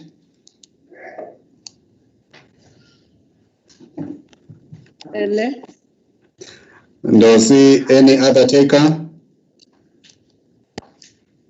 Okay, for now, okay, Mrs. Ospansi, let's start with you, Ndosi. Thanks, Chair. I'm a bit worried, Chair, when you hear the report of Treasury vis-a-vis the report of SMVelo. Why is it that they seem to be reporting that is not correct from SMVelo when we get the other information from Treasury? It's a little bit worrying. Secondly, Chair, I think there's one accounting officer at SMVelo. I don't really appreciate that when we get a report from SMVelo, it must go from this person to that person to that person. It just does not make sense. If there's an accounting officer, that accounting officer should be able to give us a report. Like this report we've just been given now of COVID-19. The CFO, the CEO could have given us that report. Why is it that it must be given by somebody else? There's an issue here, Chair, of fire management, people that were never hired because of COVID-19, according to the report. When you hear about the risk management committee that was established, did this committee not pick up that if you don't hire these fire management staff, even if under COVID-19, it's going to cause problems? As we've seen that we've just had fires all over. Could these fires could have been handled much better if we had the staff? Because it doesn't mean that when there's COVID-19, it means everything stops. If Department of Health and all other departments that are critical can continue and work, why couldn't we, since we've even established this risk management committee, pick up that this is one of the most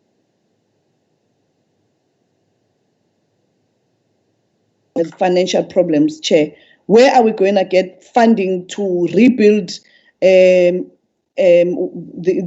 areas that have just been gutted down by the fire department? I hear that the Ezemvelo is boasting that they in partnership with the National Department of Tourism. We've been saying as this committee that they must partner with the Provincial Department of Tourism, and we've not had one report of them telling us what alignment have they done with the Department of Tourism, which they form, which they are under. And yes, they are coming and telling us about elaborate plans that they have with the Department of National Tourism, Chair. I'm quite disappointed. Thanks, Chair. Honorable Responsi. Honorable Chair, I think now I've had to now rely on the Provincial Treasury's report, which seems to be more reliable, but also concerning. And I think that the second page on the 5 points that they have mentioned are things that now we need to resolve on as a committee, because we have to monitor those. And I agree with Honorable Kele that, the fire management, because they are giving a reason, well, Treasury says it was arson related, which means that it was deliberate. And, we should be having something like a case number or something, some case opened. But coming to the first section of Treasury's report on the revenue, and what has maybe caught my attention is because revenue collection is very important, and the fact that, we're under collecting, and if we plan better or used monies or funding better, we could, help ourselves in terms of the revenue collection. And why I'm saying this is because, the Midma area has these revamp projects, which is something that we do need to actually resolve on. And the reason I'm saying this is because, I on Sunday, I just took a drive around the area I saw a couple of things that got me thinking, and one of them was an Imzimvelo board around the dam area that is near I think it's Howick West. But as I was looking at it, and I said, this is an Imzimvelo board, let me see where it takes me. And as I went along, I realized that it came to a gate which was very dilapidated. There was like an entrance area there, but it was all open and dilapidated, but it was really pristine land. And the other thing that caught my attention, the area was very littered with paper, and a whole lot of vagrants were around the area, and the fences were all broken. But as I got curious about this area and thought, well, Imzimvelo doesn't mention this area, but now I see it in the Treasury report. I went to the other side of that area to see where is the other entrance, where does it lead out, or does it just go to the dam? Because obviously the land is sloped and it goes to the dam. But on the other side was more surprising. It was a built-up area along Boston Road, and I saw some factories there, and they were like cement factories and block building factories, but they were factories that really pollute. And I was wondering that, these factories, how did the EIAs get done? Mzimvelo would either have been a neighbor or maybe even Mzimvelo sold off some land and we don't know about it. But really it's pristine land and it's revenue generating land. It's got so much of tourism potential. And I really believe, Honorable Chair, that as a committee we should go and visit this area. Knowing that it's got these 18.2 million budgets and then the 62.2, which is national, and then I think DEF have got to get that right. Who's the source of that? But anyway, the projects are very important. We've got to review those the plans of the department for that area. What are these projects all about? And track these projects, because I'm sure they create jobs and they develop the area, and there's tourism and revenue potential. So I'm saying that this area has been neglected by us as a committee, but by default, I saw it, and now it's on this report because I was going to question Mzimvelo on this area. Thank you, Chair. Honourable Speaker, I think I saw a movement on your thing. Thank you, Chairperson. Some of the questions that I wanted to raise have been asked by the honourable members. My question, Chair, is based on the report by Treasury on the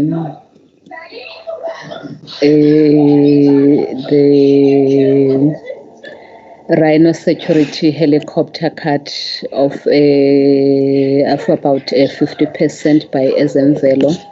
Can Ezemvelo explain this to us as to what impact has this had on the rise on the poaching activities that have occurred since the lockdown in their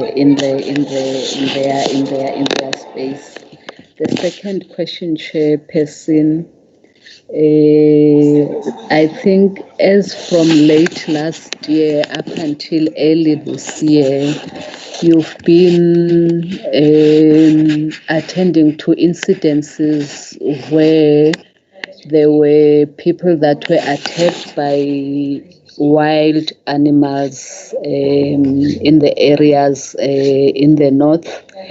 And one of the reasons that were put forward to the committee was that some of the infrastructure at Ezemvelo Parks was not up to standard, like the fencing in some of the areas. Hence, the animals were able to move out of the parks.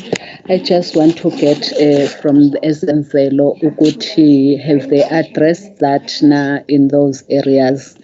And the last question, Chairperson, within the infrastructure unit at Ezemvelo, do we have enough capacity that is required in that institution for them to discharge the responsibilities outlined in their APPs or the strategic framework? If not, what are the plans that they have put in place to ensure that we get the required capacity there? If yes, they have enough capacity, what are the challenges that make that unit not to perform up to standard? Hence, we experience all these challenges that we're experiencing that relate to infrastructure-related issues in that entity. Thank you, Chair. Thank you very much, Honourable Speaker Sapeta. Just a few questions from my part. Where is the CFO of Ezemvelo? Two, I am told that there is a game park or facility called Entsigeni or Entsigweni that was burnt down to the ashes. Is it true? if it is true, why this was not disclosed upfront to us, and if it is also true, what is the extent of financial loss suffered by Ezemvelo Wildlife? Can we then get responses, please? Thank you.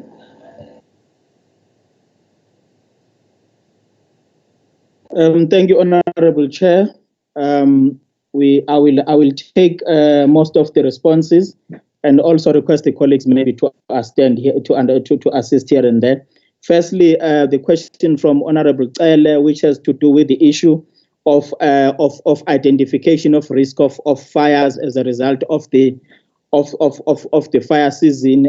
Honorable Member, we did actually put together a request to get the approval for the employment of the seasonal workers. Obviously, as a result of the moratorium, we have to get approval from the Premier's office before we could engage the services of those seasonal workers.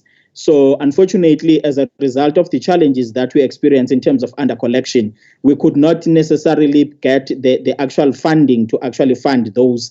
And we had to go and request funding from the department, which was already stressed as a result of the budget cuts that the colleagues have actually mentioned in the presentations by the acting CFO. So that is basically what has taken a longer time for the approval to actually be received. But we did put, I believe, if I'm not mistaken, as far back as about February, subject to correction, but I believe it was the last quarter of the previous financial year where we then put together the request for approvals, and we had to deal with the issues of identifying funding.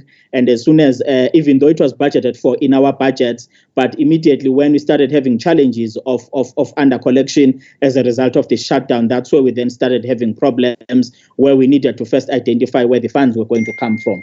The second issue, Honorable Chairperson, is the issue of the collaboration with our provincial entities. We are actually collaborating with our entities. As it stands right now, we are in talks with the Tourism KwaZulu-Natal. We have requested that our facilities should be included in the app that they actually have developed, and even in our marketing strategies.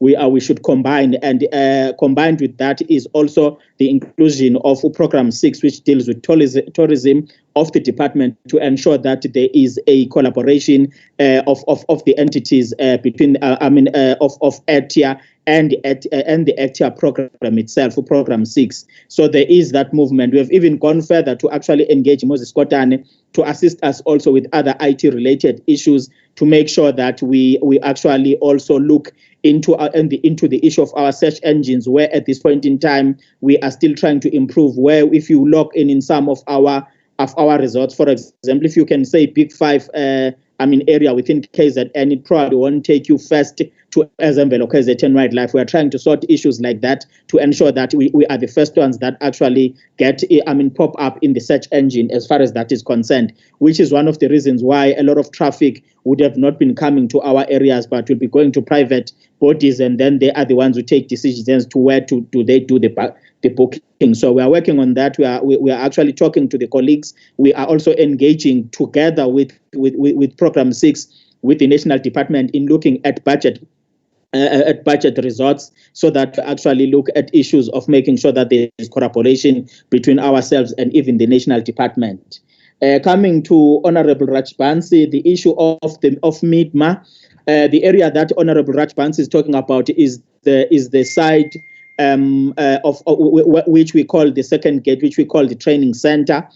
It is possible that she might have turned back before she drove far ahead to actually get to the facility which we use as a training center. The gate, indeed, honorable members and honorable chairperson, is actually dilapidated. It's one of those that we have put together a request when we were requested as the province to submit infrastructure requests to national treasury for funding. It's one of those that we have put together. There is another gate which, as you go towards Impopomeni, where you first pass the areas where there is a cement factory where they are building blocks. those are private farms. I think others are also farms where they are doing farming both on the left and on the right of that road that goes towards Bopomeni, and it leads to a gate which we call Telo, the Telo gate that goes to one of our reserves, which is Telo House, and then where most of the game drives are actually done, because that's where the most of our animals are within Midma.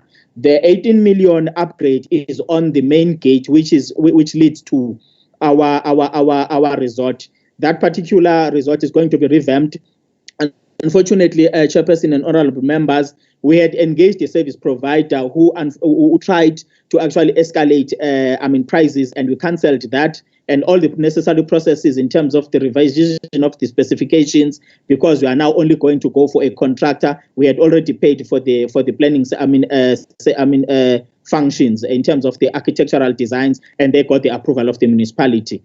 And we are now, in terms of the latest report that I received this morning, we are actually due to get it on the government gazette, not this Friday, the coming Friday, because we have had to actually get the booking, and it will also be coming out in the week following this particular one. So we'll be advertising that particular one, and as well as some fencing that we are doing at the Drakensberg, and some projects that we are doing at Itembe and at Indumo projects. So we are doing our best, honorable members. It's just that we do have challenges as far as the finances are concerned. But with the upgrade of Midma and the traffic that is going to that area, we are optimistic of the potential to actually increase our revenue generation as far as that is concerned.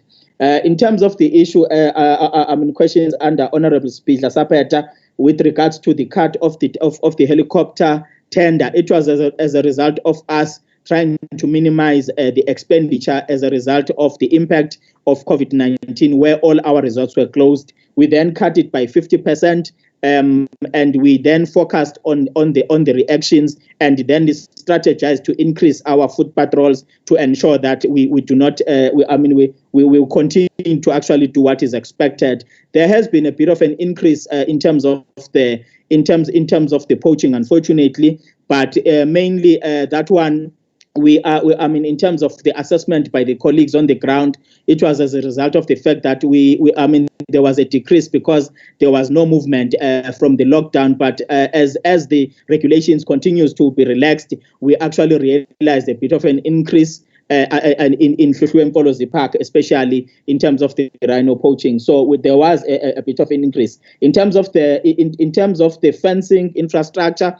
As I've just mentioned, Honorable Chairperson and members, we are doing all we can with the limited resources that we have to fix the fences. We've got fences that we are fixing in the Drakensberg. We are fixing fences continually in Hluhluwe. Some of the fences of the exit of the predators were as a result of dilapidated infrastructure. But the one that resulted in the attack of that young man along in Suzungu was when we looked at that and also engaged with Tunda Bezita, he did confirm that the fences were in good condition, but unfortunately we've got those poachers that are poaching for game meat who open up spaces and then leave them open, and that is where most these predators are coming out. But we are continuing to fix the fence with the colleagues and with the money that we are having. Honorable Chair, the CFO is around. We had requested Mr. Mula to do the presentation on our behalf because the CFO, there was something that he was dealing with, with regards to some of the submissions that we are making, requesting funds from other funders. So he's around. And in terms of Insigeni, Honorable Chair and Honorable members, indeed, the park was banned, but there was no infrastructure loss. It was actually the biodiversity loss that we incurred in that particular one. Also, Impendle was also banned. We did communicate with the department. We do apologize, Honorable Chair and members, if there was that oversight of not reporting to you. But there was no loss of property. It was the park unfortunately that was banned as a result of those runaway fires. And indeed, most of those fires actually arson fires that are burnt, and then we have to react to those. And we are very grateful to Umzimkhulu municipality and some of the neighboring farms that have assisted us to make sure that we prevent a further damage over and above the damage that occurred on the biodiversity in some of our parks, of preventing the loss of property. Unfortunately, at Injusutu, we were not that lucky because we lost about 11 rondavels on that particular one. And we are hoping that we as soon as we get the approval, we'll be able to actually finalize the appointments and deal with with the necessary fire control measures that we want to put in place. I believe I've covered most of them, Honorable Chair. Thank you. Thank you very much, Edo. Chair, it's Cele. Yes, Honorable Cele. Okay. Let me see. No, Cele can go on, Mr. Panchi. Oh, okay. Cele. No, Chair, I just want to express our disappointment, Chair, to say that it must never ever happen when Ezemvelo must come in front of the committee. We expect everyone to be there. That we can't have an excuse of the fact that the CFO has much more important matters to deal with. When the MEC comes and the rest of the department, we expect everyone from Ezemvelo who's accountable to be here and account to this committee. This committee cannot be taken as a second fiddle or a second, as not as important as it meant to be, Chair. That one must be expressed. Thanks.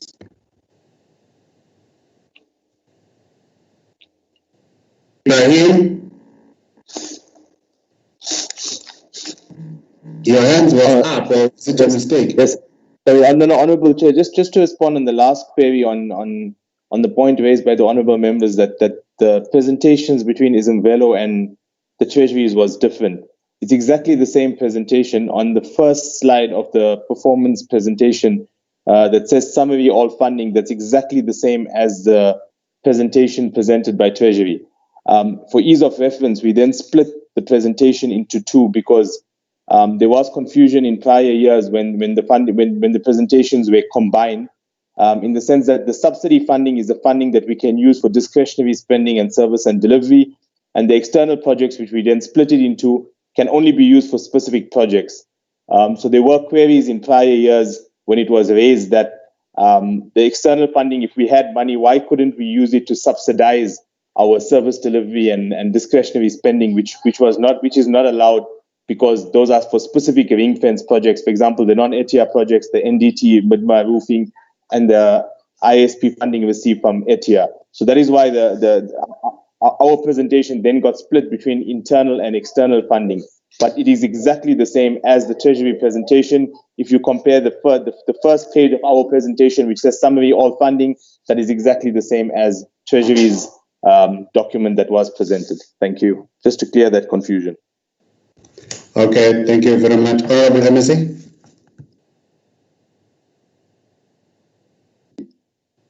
Yeah, Chair, just to say, Honourable Chair and Honourable members, that indeed, as the acting CEO,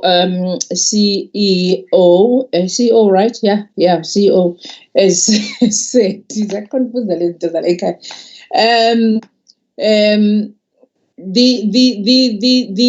The Ezemvelo wanted to have fire breakers.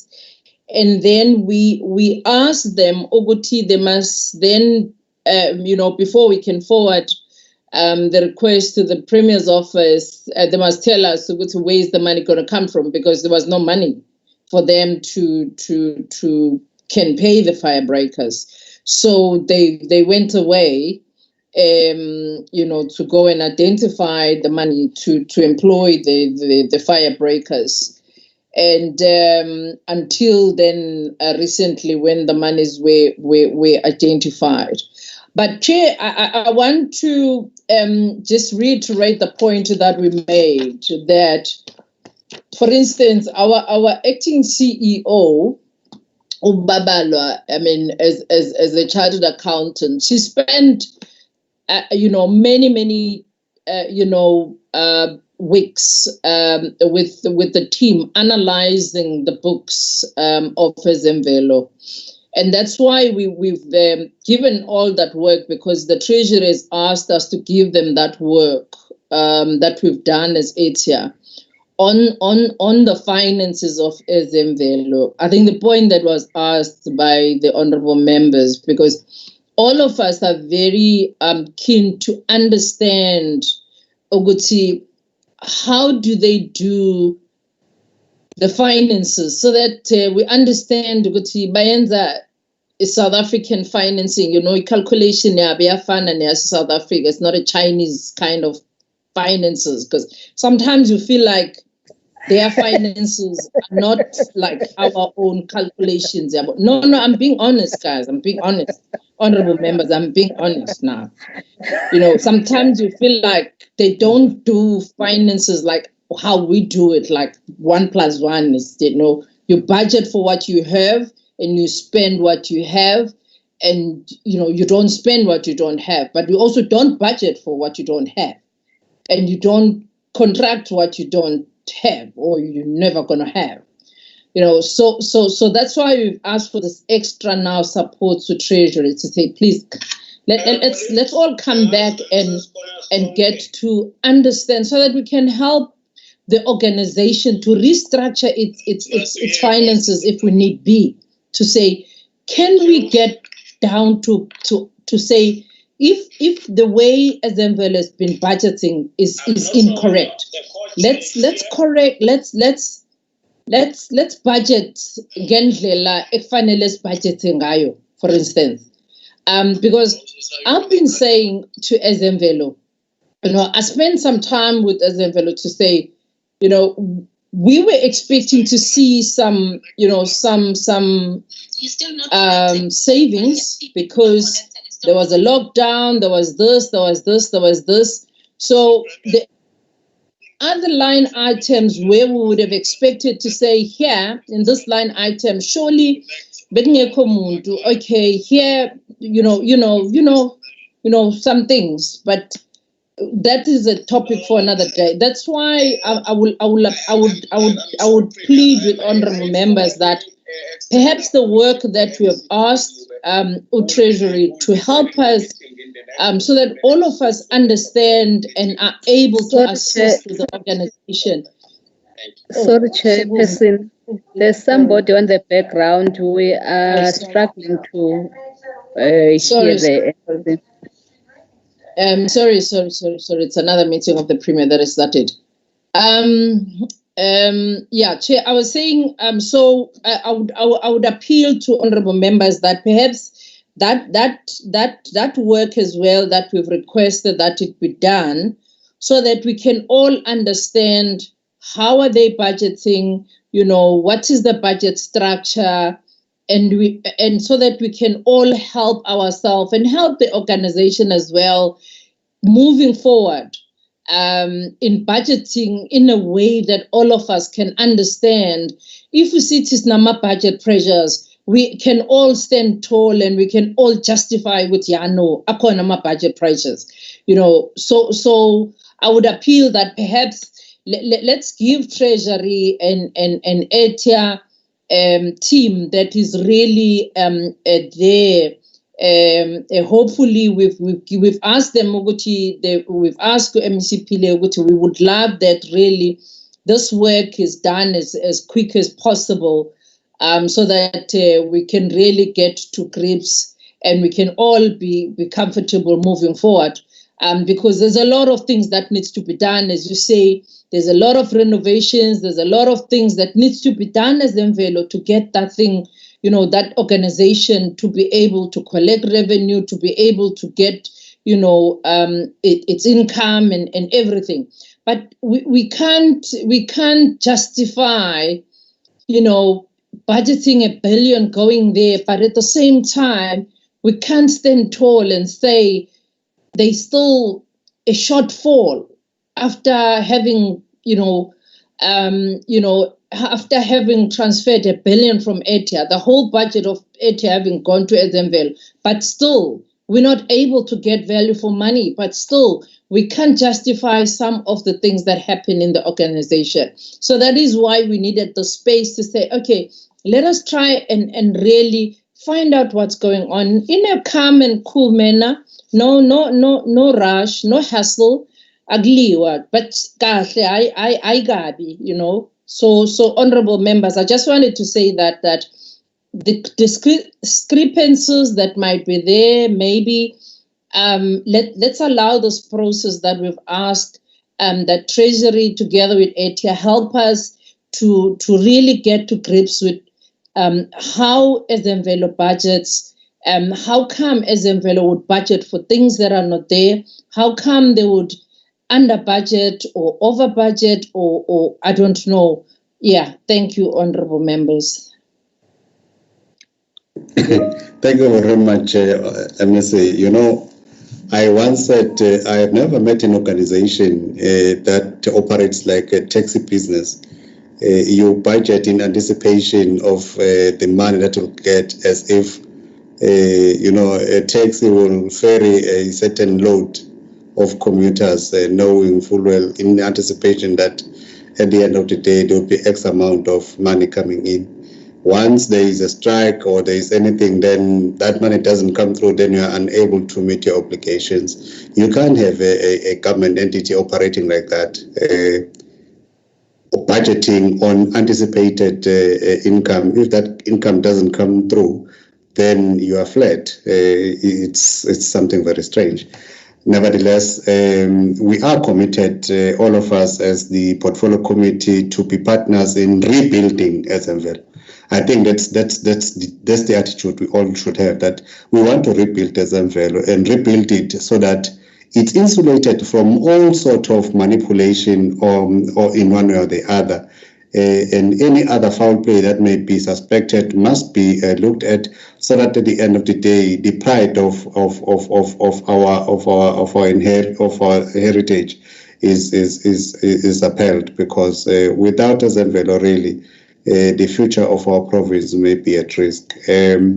Perhaps going forward, honourable members, I want to propose that we get a full report from Ezemvelo on all the resorts that may have been affected by fire, their names, their whereabouts, and the extent of the damage that we may have suffered. It's whether through biodiversity or the rondavels, as the acting CEO have But we want a comprehensive report in relation to that.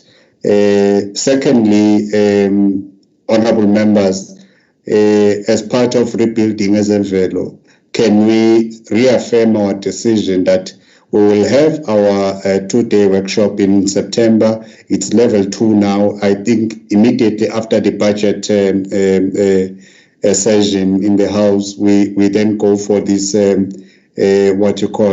workshop, so that we come up with a mitigating plan as well that will fit even to the work that is being done by the MEC and her team, as well as the MEC for Treasury. But further, we would want to implore upon the MEC for Treasury to expedite the process of appointing, for the lack of a better word, an administrator or the executive authority, because the CEO cannot report to himself indefinitely, or rather account to himself indefinitely.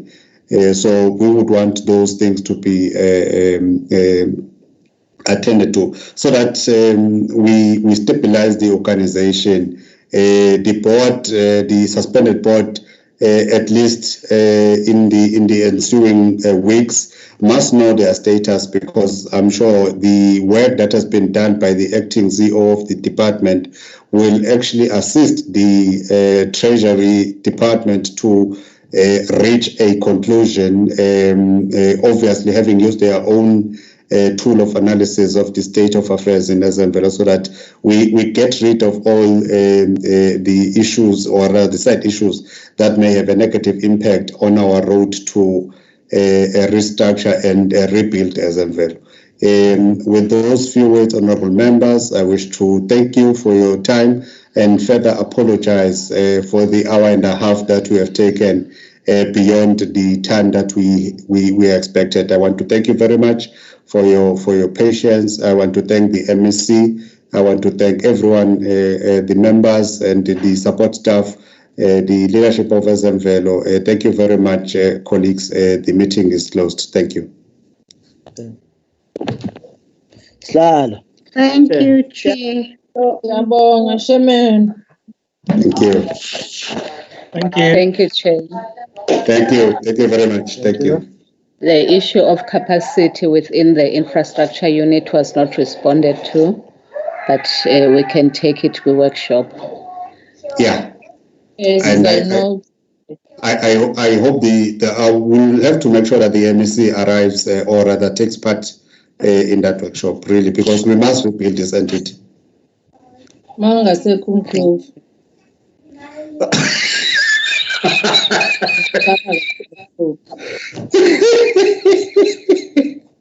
Hayi, angitholakala kuphawula la.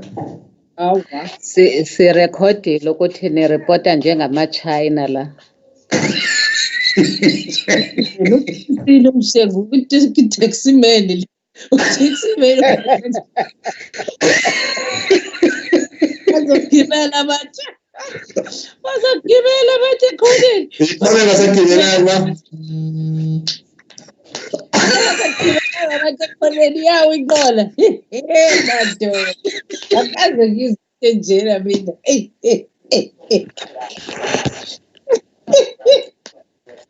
Hayi bakwethu ayidlaliwe kathi.